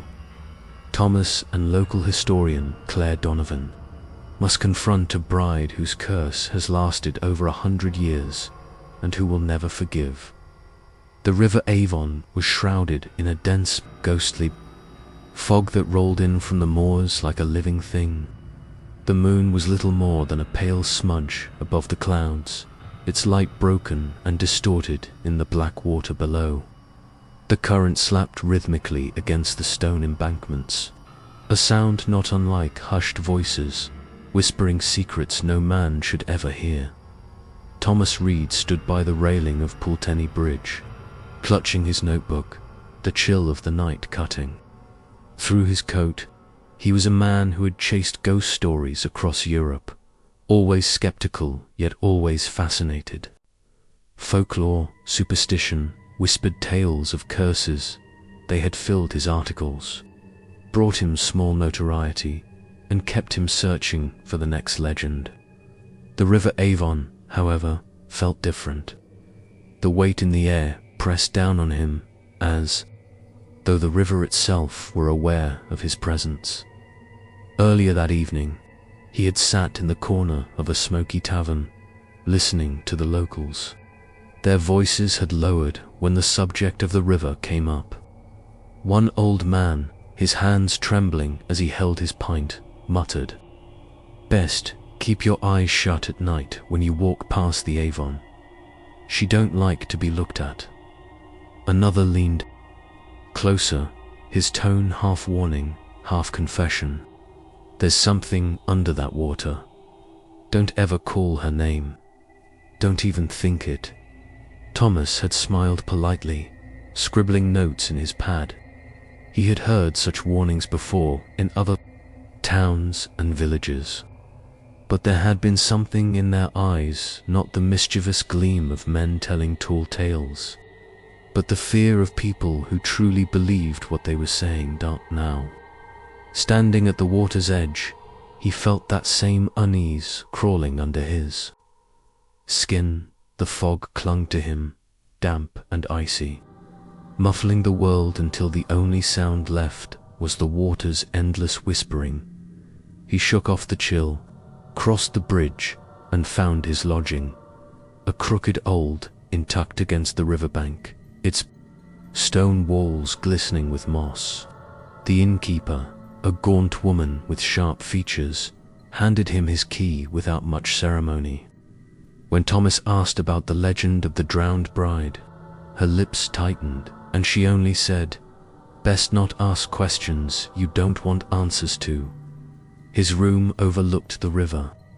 The window panes were old, warped slightly with age, and rattled faintly whenever the current struck the embankments below. Thomas unpacked his bag, set his recorder on the nightstand, and sat by the desk to write down his first impressions of Bath, of the bridge, and of the strange tension that hung in the air like the mist itself. It was past midnight when the first sound reached him. At first, he thought it was the wind, a low, wavering sigh carried across the river. But as he sat still, holding his breath, he heard it again. A voice, a woman's voice, faint but piercing, carrying through the glass. It was not singing, not speaking, was crying. The sound seeped into the room, thin and desperate, as though the window itself were weeping. Thomas rose from the bed and pressed his ear to the glass. The sobs grew sharper, cutting into him like cold steel. He could almost make out words, but they dissolved in the mist, drowned by the pulse of the river. He stepped back, his pulse quickening. The room felt colder now. The damp had thickened, crawling across the floorboards, settling into his lungs. The crying continued, relentless. It came from the water, from the darkness beneath the bridge, rising to his window as if someone was standing just outside, calling to be let in. Thomas gripped his recorder, pressed the red button, and whispered into it, "First night. Strange. Sounds by the river. It sounds like a woman crying. It's clearer than I expected. Almost too clear." The sobbing did not stop until dawn. When the first weak light of morning broke through the fog, the river looked calm, silent, and empty. But Thomas knew what he had heard, and the river Avon, dark and impenetrable, seemed to whisper back, "You should not have listened." The next morning, Thomas walked through the narrow streets of Bath with the uneasy weight of the night still pressing on his chest. The city was beautiful in the daylight, with its honey-colored Georgian buildings glowing under a pale sun. But the river ran through it like a scar. Even now, with people bustling along the bridge and carriages rattling over the cobblestones, Thomas could not forget the sound of the woman's sobbing that had followed him through the hours of darkness. He had arranged to meet Claire Donovan at a small cafe near the Abbey. She was a local historian, a doctoral candidate who had written a thesis on Bath's forgotten tragedies. More importantly, she was one of the few willing to speak openly about the legend that the townspeople seemed desperate to bury. Claire arrived with a stack of books under her arm, her hair pulled back, her eyes bright with a mix of curiosity and wariness. "You stayed near the river?" she asked, settling into the chair across from him. "Yes," Thomas replied. "The inn by Pulteney Bridge. I thought it would give me the best view for my research." Her face paled slightly. "That place, people who spend the night there often hear things they shouldn't. You heard it too, didn't you?" Thomas hesitated, then nodded. A woman's voice. Crying, Claire let out a slow breath, as if she had been expecting the answer. She opened one of her books, its pages yellowed with age, and turned it so he could see. "This is the story you've come for," she said, "but I need you to understand, isn't just folklore. People here live with it. They avoid the river after dark. They don't say her name, because every time someone gets too close, she notices." Thomas leaned forward. "Tell me." Claire's voice lowered, though the cafe was half empty. Her name was Elizabeth Harrow. She was to be married in 1872, on a night when the river swelled with rain. The wedding never ended in celebration. The bride disappeared. Some said she slipped on the bridge. Others whispered that she was pushed. But no body was ever recovered in one piece. Only fragments. Thomas frowned. Fragments. Claire's hand trembled slightly as she traced a brittle page. A piece of her wedding dress. Torn, blood-stained, tangled with riverweed. It surfaced days later near the banks. They buried what they found. But no grave holds her. The noise of the cafe seemed to fade, leaving only the hollow sound of her words. From that night on, Claire continued, people who cross Pulteney Bridge at midnight hear her. Some see her. They say she stands at the center of the bridge, in her gown, her face hidden by her hair, and she calls, not loudly, not screaming, just soft enough that you lean closer to hear. And that's when she pulls you in. Thomas felt his skin prickle, and the words she speaks. Claire's lips pressed together. She did not want to say them, but finally, in a whisper, she gave him the phrase the villagers feared. "Come with me." Thomas repeated the words, under his breath, tasting their weight. Claire shook her head sharply. "Don't say it. Never repeat her call. That's how she binds you. It isn't just a story, Mr. Reed. Men have vanished from this town. They leave no trace, no footprints, no cries for help. Only the sound of the river swallowing. Outside, the bells of Bath Abbey began to toll. Claire closed the book, her fingers pale against the cover. She doesn't want to be forgotten, she said, and she never forgives. Thomas sat back, his mind caught between skepticism and dread. He had hunted legends for years, but none had ever felt this close, this raw, this dangerous dot. Yet as he looked at the river glinting through the window, he knew one thing for certain: he could not turn away now. The mist returned with nightfall, rolling over Bath in slow, heavy waves. Thomas stood at the edge of the River Avon, his notebook forgotten in his pocket, his camera hanging from his neck. The streets were nearly empty. Even the pubs had fallen, quieter than usual, as though the whole town knew to withdraw when the fog thickened. He told himself he was there for research, for evidence, but his heart raced with something closer to dread. The story Claire had told him echoed in his head. She doesn't forgive. She doesn't forget. The river lapped against the stone banks, rhythmic and insistent. The surface shone with a dull silver sheen beneath the broken light of the moon. Then it came, the sound. At first so faint he thought it was his imagination, a woman's sob drifting along the water. The same sound he had heard through the window the night before, but sharper now, closer. The cry bent and twisted with the wind, drawing him forward across the cobblestones until he found himself standing in the center of Pulteney Bridge. The world felt unnaturally still, and then he saw her.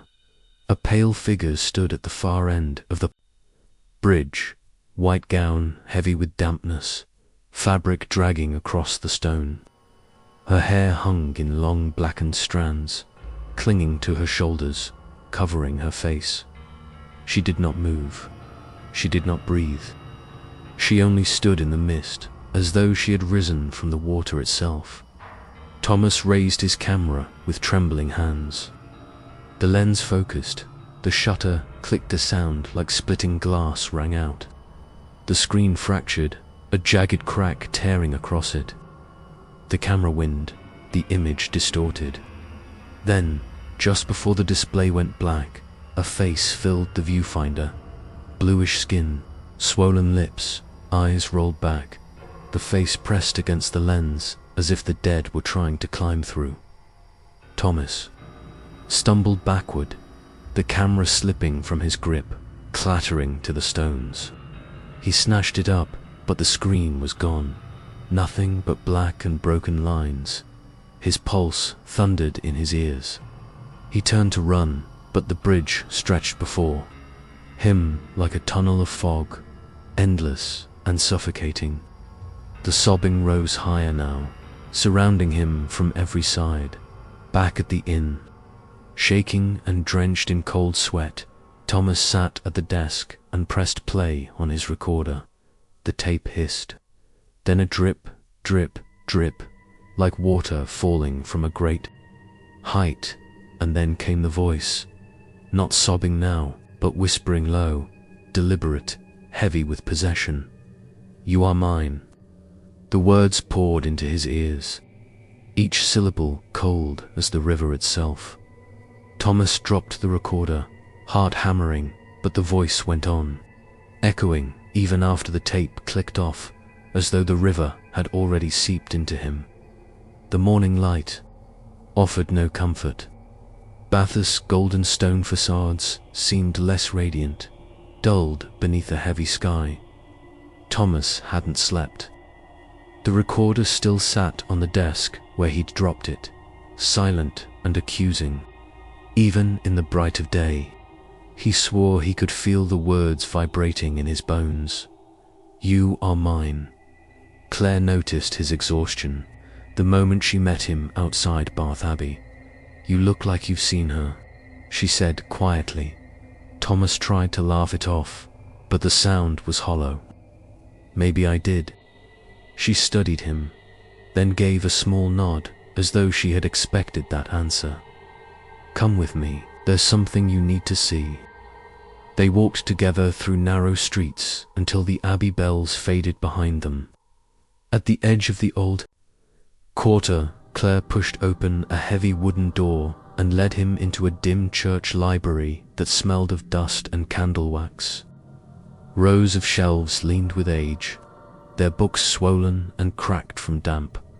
"This is where the records are kept," she explained. "Baptisms, burials, marriages, deaths, and the other things no one talks about." At the far end of the room, a frail figure was waiting. The church archivist, an old man with paper-thin skin and sharp, restless eyes. His hands trembled as he unlocked a cabinet and drew out a thick, leather-bound ledger. Claire opened the book carefully on the table. The pages whispered as she turned them, each one filled with spidery handwriting. Finally, she stopped. "Here," she said. Thomas leaned over her shoulder. The entry was brief. Elizabeth Harrow, taken, 1872. Nothing more, just 2 words to describe. A vanished bride. But beneath the neat black script, in a different hand, another message had been scrawled in red ink. The letters seemed to pulse on the page, their edges blurred as if the ink had bled into the parchment. "Her soul is bound to the river. Do not answer when she calls." Thomas felt his mouth go dry. "Who wrote this?" The archivist's voice rasped. "Like dry leaves. Not one of us. Not any priest. The hand is older. Some say it appeared in the book by itself." Claire shut the ledger, but the words seemed burned into Thomas's mind. The archivist moved closer, his eyes clouded yet intense. "Many have gone looking for her. Scholars, skeptics, men like you, all thought they could solve the riddle. All thought they could shine light into the darkness. But she doesn't want light. She wants company." Thomas forced himself to ask, "And what happened to them?"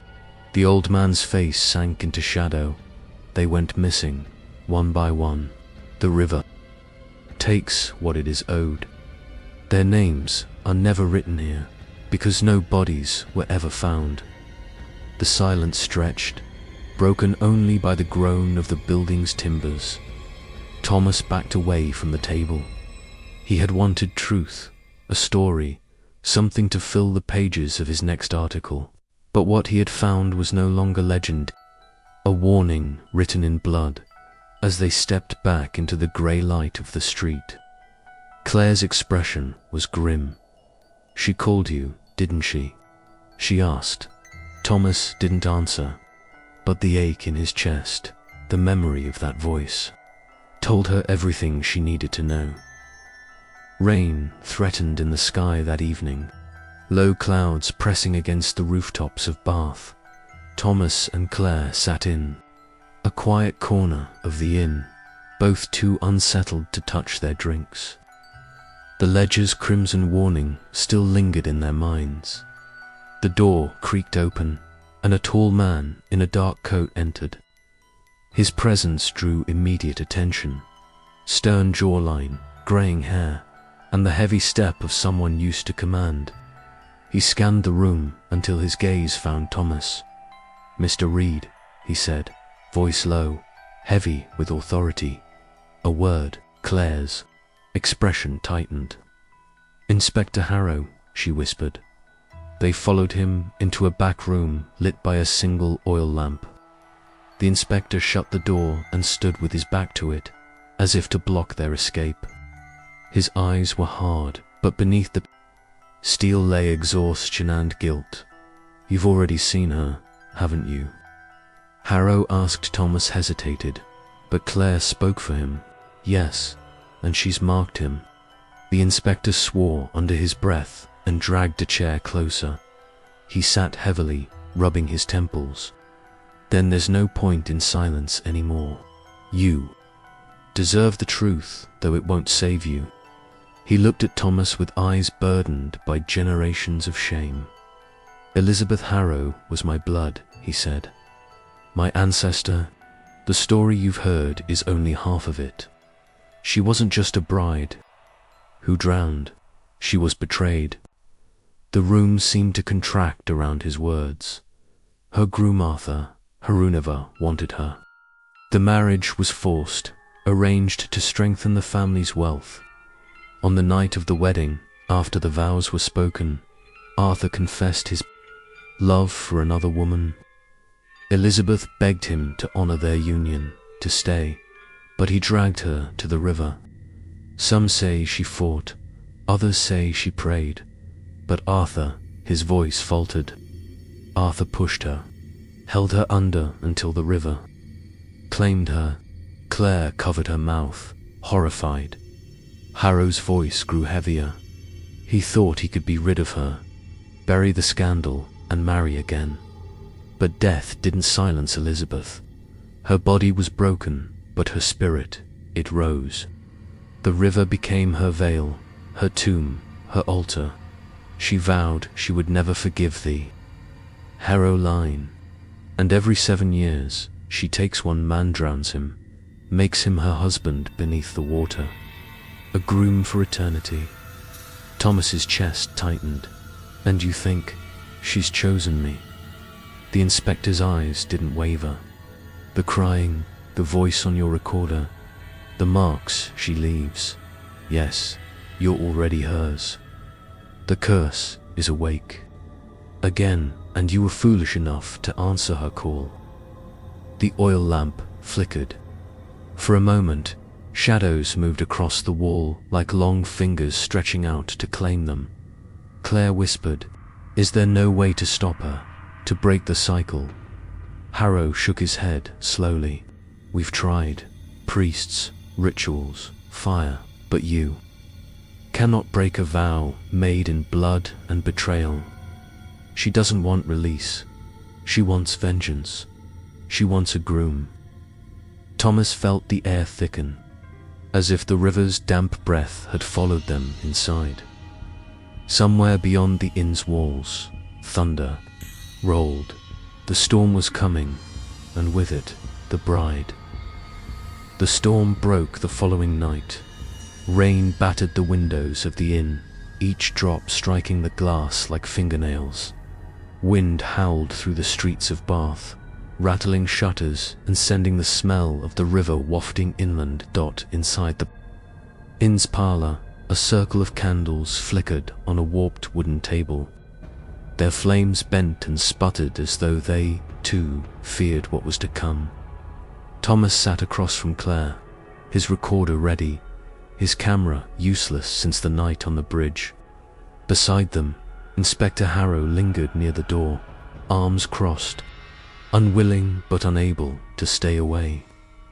At the head of the table sat a medium. The innkeeper had summoned a thin woman dressed in black, her eyes sunken, her fingers adorned with tarnished rings. She called herself Madame Vera. "If you wish to speak with her," Vera murmured, "you must accept the risk. The river bride does not come for conversation. She comes for claim." Thomas glanced at Claire. Her face was pale, but her jaw was set. "We have no choice," she said. The candles dimmed as the séance began. Vera's hands hovered over the table, trembling as though seized by some unseen current. The air thickened with damp, the smell of algae and silt creeping into the room. "Elizabeth Harrow," Vera intoned. "Bride of the river, do you hear us? Do you see us?" The glass on the table shivered. Somewhere in the inn, a mirror cracked with a sharp report. Harrow stiffened. his face blanching. Then came the voice. It did not come from the medium's mouth. It seeped from the walls, from the water-soaked timbers of the inn, from the floor beneath their feet. A woman's sob, broken, grieving. Then, words, heavy with anguish. Why did you leave me at the altar? The candles guttered.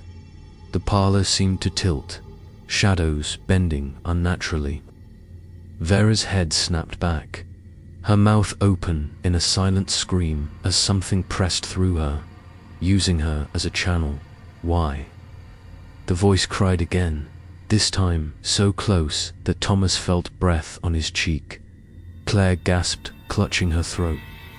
Her dress tightened against her body, though no hand touched it.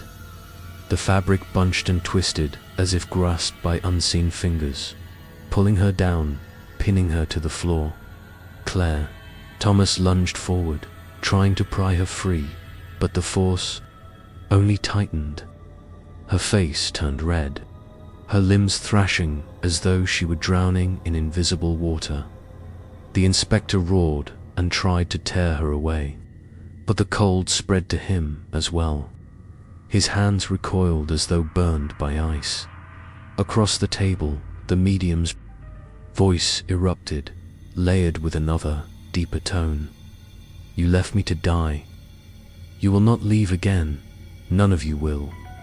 Suddenly, one of the candles burst, hot wax spraying the table. The glass in the center of the circle shattered, and the oppressive force vanished as quickly as it had come. Claire gasped for air, collapsing against Thomas, her skin clammy and cold as riverstone. The medium slumped forward, unconscious, her breath shallow. Inspector Harrow stood rigid, his face grey. She's stronger this time, he said.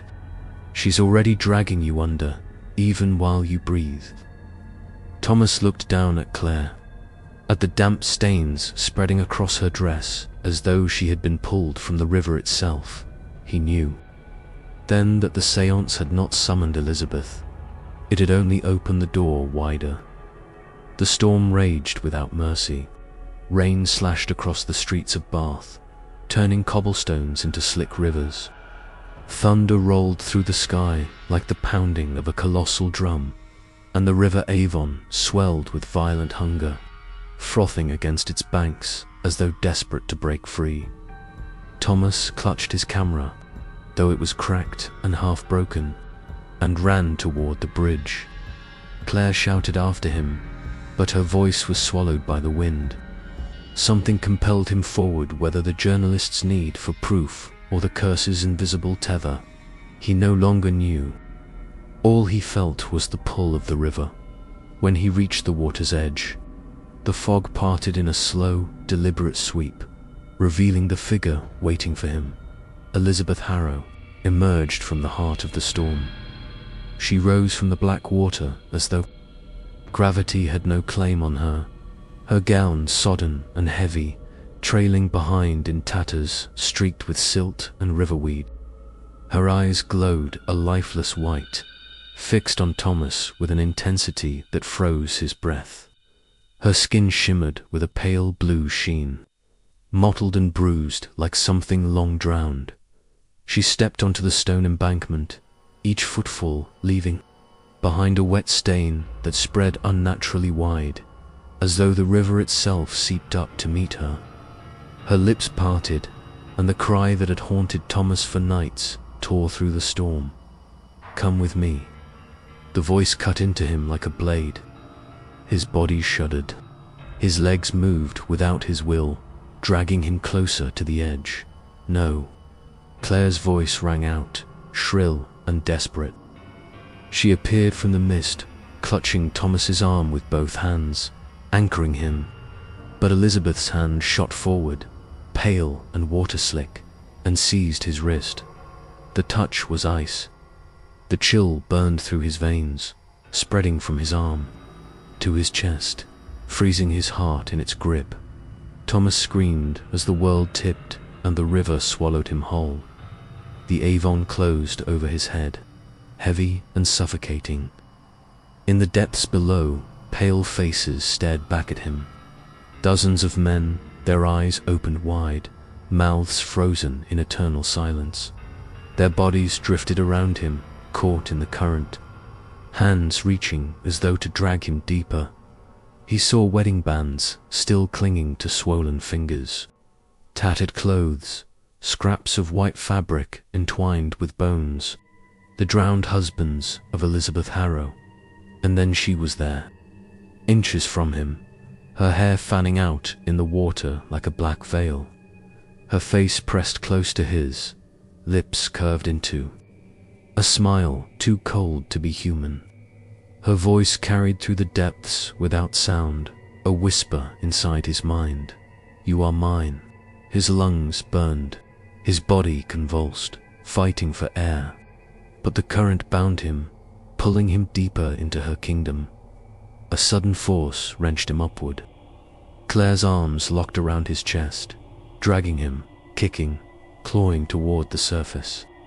The river fought to keep him, Elizabeth's grip tearing across his arm, her nails raking his skin until blood clouded the water. With a violent gasp, Thomas broke the surface. He coughed and choked, rain and river water pouring from his mouth. Claire dragged him to the embankment, collapsing with him in the mud. But when Thomas looked down at his arm, he saw the truth of what had nearly claimed him. Deep, purple bruises marked his skin in the shape of a woman's fingers. The imprint of her nails carved into his flesh, dark and unyielding, as though she had branded him. The storm thundered overhead, but Thomas heard only her voice echoing inside him, relentless and final, "You are mine." The days after the storm were heavy with silence. Bath seemed to have returned to its normal rhythm, but Thomas and Claire knew the truth: the curse had not ended. The river's surface was deceptively calm, yet beneath it, Elizabeth Harrow waited, patient, eternal, and merciless. Thomas's arm throbbed, the purple bruises from her grip refusing to fade. At night, he awoke, drenched in sweat, gasping as though drowning all over again. Every time he closed his eyes, he saw her pale face, her white eyes staring into his soul, lips twisted into that frozen, chilling smile. "We have to end it," he said one evening, staring at the cracked camera that had once captured her. "There has to be a way to break the curse. There has to be a ritual, a prayer, something." Claire shook her head, her voice hollow. "We've tried everything. We can find the church records, the ledgers, the old manuscripts. There is no exorcism strong enough. Her will is bound to the river itself. She doesn't want release. She never did."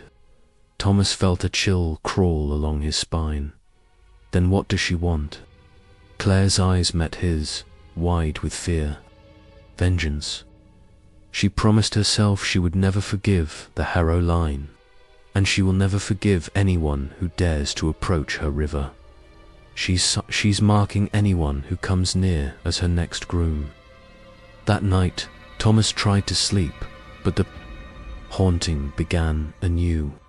He heard it first as a whisper, just beneath the level of consciousness, like water slipping through the cracks of the inn. "Come with me." Then came the visions. He would catch glimpses of Claire in mirrors, her reflection wearing a wet, blood-stained wedding gown. He would awaken to find himself wearing the same garment, soaked and heavy, as though the river itself had claimed him in sleep. Claire, too, began to change. She would stiffen suddenly, eyes rolling upward, lips moving in silent repetition of that same phrase, "You are mine." She would awake hours later, trembling, with no memory of her own actions. And Thomas could only hold her as the chill receded in desperation. They returned to the Abbey, searching once more through the historical archives. There, buried beneath centuries of dust, They found the personal journal of Elizabeth Harrow. Her words were meticulous, written in trembling ink. I will never forgive the Harrow line. I will never leave the river, and any man who dares approach me will join me in the depths. I do not pray for release. I pray that the curse endures, and that those who think themselves brave enough to seek me learn what it means to belong to the river. Thomas closed the journal, the paper damp and trembling in his hands. It's hopeless, he whispered. Claire nodded, tears streaking her face. We can't stop her. We can only survive her attention, for now. Outside, the river moaned like a living thing. Thomas swore he heard laughter hidden in its rushing waters, the soft, eerie giggle of Elizabeth Harrow. The curse was not an accident, not a fleeting vengeance, it was eternal.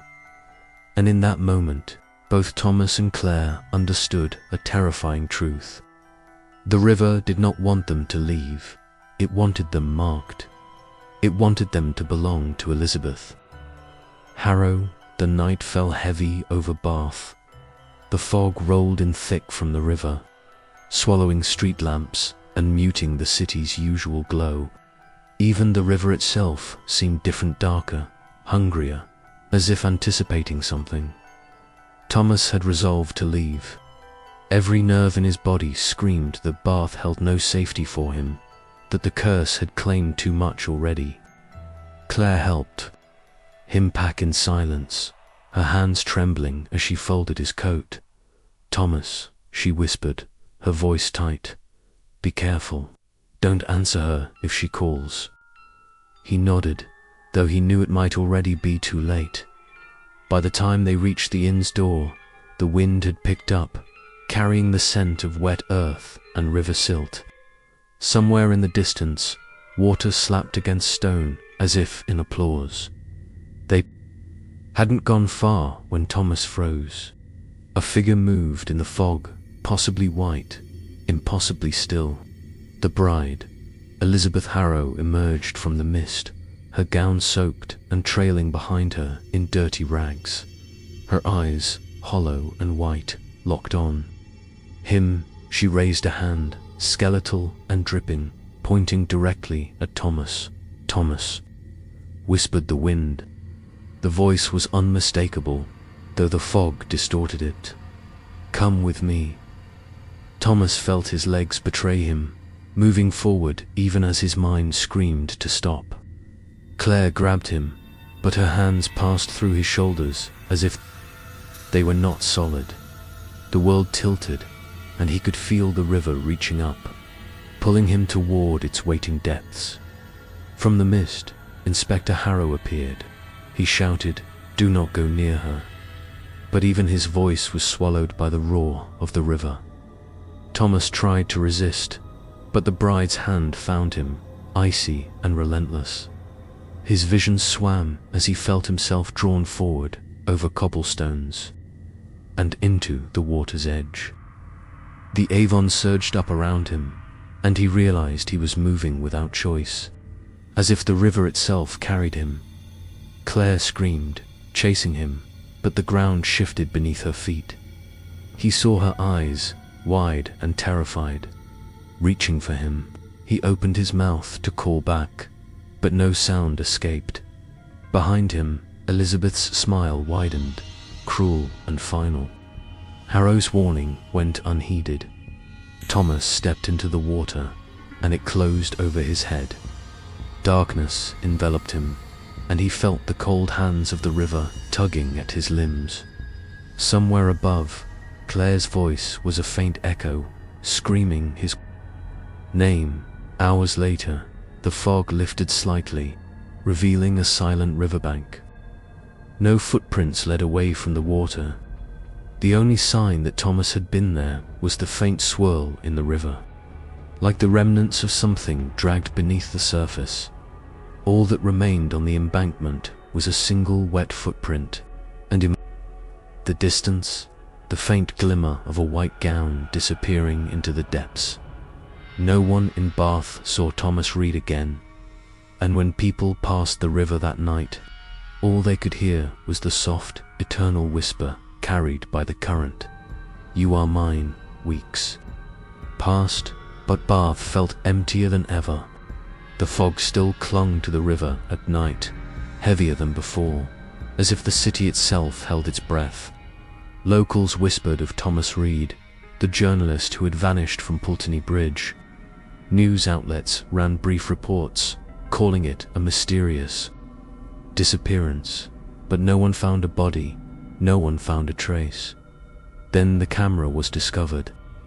It had washed up along the embankment, wedged between stones, cracked and warped by the river. Its screen flickered with static, and when technicians managed to power it on, the images it held froze the blood in their veins. The final footage was brief, just a few shaky minutes. Thomas walking along the bridge at night, his face pale, eyes hollow. He paused, staring into the darkness, and behind him, emerging from the black water, was Elizabeth Harrow. Her hair plastered to her face, gown torn and sodden, her eyes cold and lifeless, her lips curling into that dreadful, knowing smile. Thomas looked directly into the lens. His lips moved, but no sound came. Then, in the faintest whisper, the voice of Elizabeth filled the room through the camera's speaker. "Another groom, forever mine." No one dared touch the river after that. The streets emptied at dusk, the bridges abandoned, and those who passed by Pulteney Bridge swore they heard a faint sobbing in the mist, the whisper of silk across stone, and a voice that would never forgive, never release. Elizabeth Harrow remained eternal, her curse unbroken, her bridegroom ever waiting beneath the dark waters of the River Avon. The legend had claimed another soul, and the river whispered on. It was late autumn when he arrived in Prague, drawn by curiosity and the charm of the old city. Malestrana's cobblestone streets glowed faintly under the dying sunlight, but shadows clung stubbornly to the corners. He checked into a centuries-old hotel, a place whispered among locals to be haunted by the spirits of long-dead aristocrats. The receptionist handed him a brass key, heavy and cold, engraved with room 7. Her eyes flickered nervously as she whispered, "Some rooms carry memories. Some memories do not die." The hallway was narrow, oppressive. Faded wallpaper curled at the edges, floorboards groaned under every step, and the air smelled of decayed wood, dust, and candle wax. It was a suffocating mixture, thick enough to feel almost alive. Upon entering room 7, he felt the chill instantly. The furniture was ornate but decayed, dominated by a massive wardrobe. Shadows clung to the corners like living things. Each breath felt heavy, each movement resisted by some invisible weight. At midnight, the first knock came, slow, deliberate. It was not a simple sound, it carried rhythm, almost like a heartbeat. He opened the door. Nothing. The knock came again, louder, more insistent. A whisper brushed his ear. "Do not leave. Do not forget." The wardrobe seemed to pulse, the carvings twisting in the dim light. Compelled, he reached out.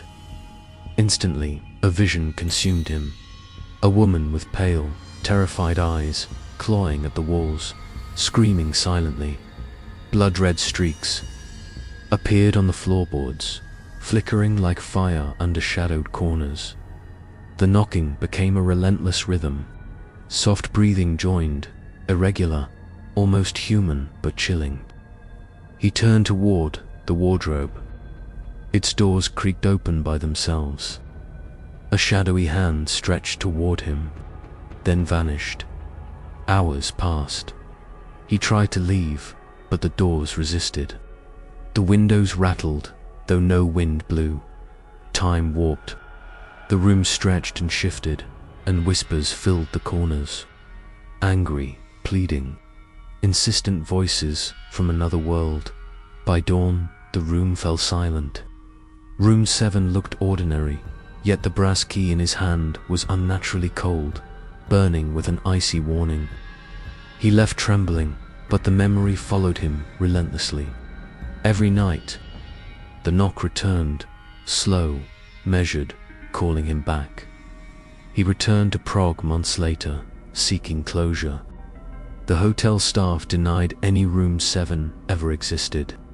Records showed no such key, no such room, but he knew the truth. Some rooms do not belong to the living. Some memories refuse to die. Some knocks echo forever.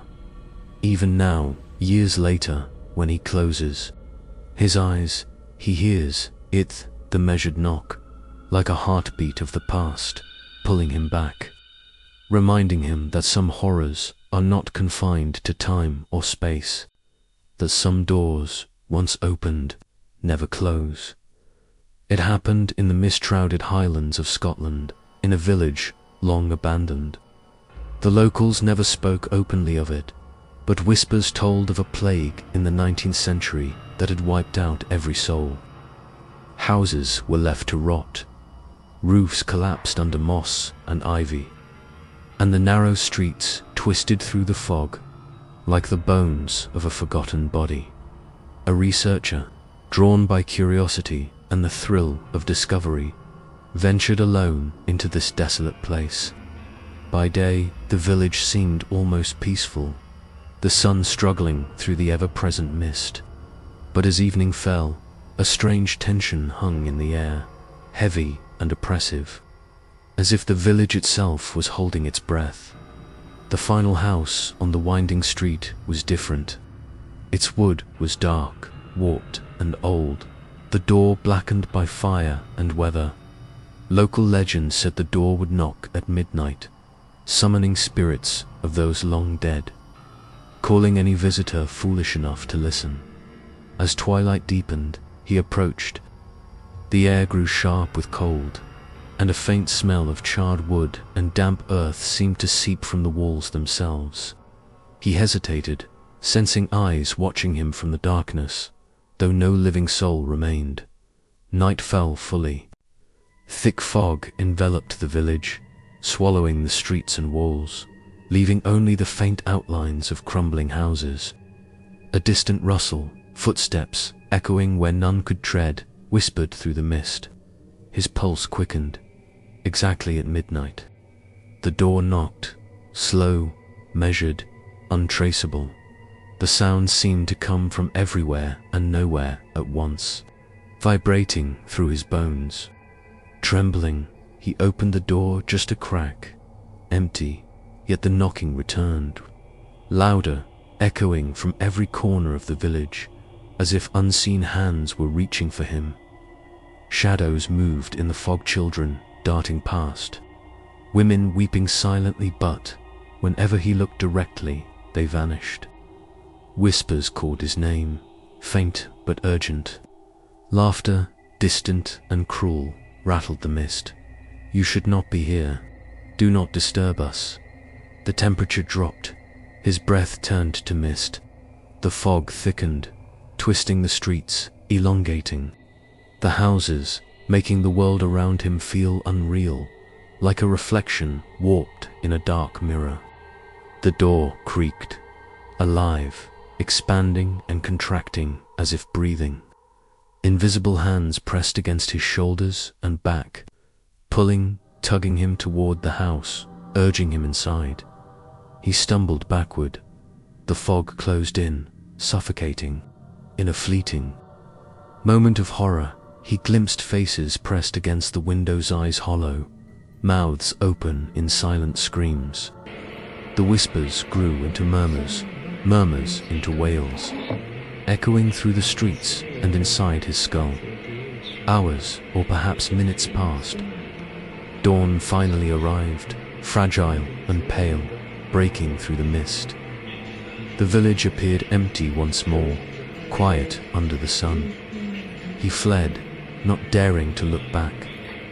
Yet even under the bright morning light, he could feel the memory of that knock lingering.Asured and relentless, as if the door itself had claimed a piece of him. To this day, he says he can hear it. At night, when the wind carries through the hills, he hears a slow, impossible knock echoing through his mind. The village remains abandoned, but the spirits wait, patient and unrelenting, for the next intruder, brave or foolish enough to enter. Some doors, he realized, do not belong to the living. Some echoes never fade. And in the highlands, in that cursed village, the wooden door still waits. Outside Osaka, tucked away among overgrown weeds and rusting fences, sat a dye factory, abandoned decades ago. Locals avoided it, whispering stories of a deadly accident that had trapped several workers inside, leaving them to die amid chemicals and machinery. The storage room at the far end of the factory was infamous, locked, dark, and alive with stories of knocks from beyond the grave. A group of youths, drawn by thrill and curiosity, decided to explore one night. They entered through a side gate, the hinges creaking in protest. Inside, the smell of old chemicals, dust, and decay hit them instantly, burning their nostrils. Rusted machines loomed like silent giants, their shadows twisting unnaturally under the flickering light of their flashlights. Every corner seemed to watch them. Pipes groaned, water dripped in irregular rhythms, and the air itself seemed heavier, as if saturated with old sorrow. They laughed nervously, trying to dispel the tension, but the factory had its own plans. At midnight, it began. A slow, deliberate knocking echoed from the storage room. Not mechanical, not accidental. This knock had rhythm, like a heartbeat, like someone desperately calling for help. The youths froze, flashlights trembling in their hands. One of them, braver or perhaps foolish, approached the door. The knocking intensified, vibrating through the floor, walls, and even their bones. Shadows writhed in the corners. Lights flickered violently.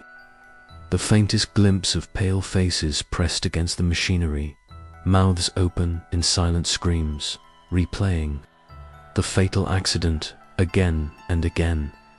Every instinct screamed to run, but the door seemed to pull at them, calling them closer. Cold air swept out as if exhaling from the building itself, carrying whispers, "Leave, leave, leave." The voices came from nowhere and everywhere at once, chilling them to the core. Then, in a sudden, horrifying moment, the storage door creaked open. A shadowy figure appeared, tall, blurred, unmistakably human, one hand raised in warning or accusation. In the same instant, it vanished, leaving only the oppressive darkness and the echo of knocks. Panic took hold. The youths fled blindly through the maze of machines and debris. Their own footsteps and breaths sounded deafening. Outside, dawn's pale light spilled over the factory, calm and serene, hiding the terror of the night. But the factory never let go. Months later, the youths admitted they could still hear the knocking in quiet moments, see fleeting shadows at the edge of their vision, feel cold drafts brushing their necks, and sense the eyes of the trapped workers watching, waiting, calling them back. Some rooms, some places, hold memories too strong to fade. In Osaka, the storage room of that abandoned factory waits, still knocking, still haunted, and still hungry for the living to remember. Thank you for following.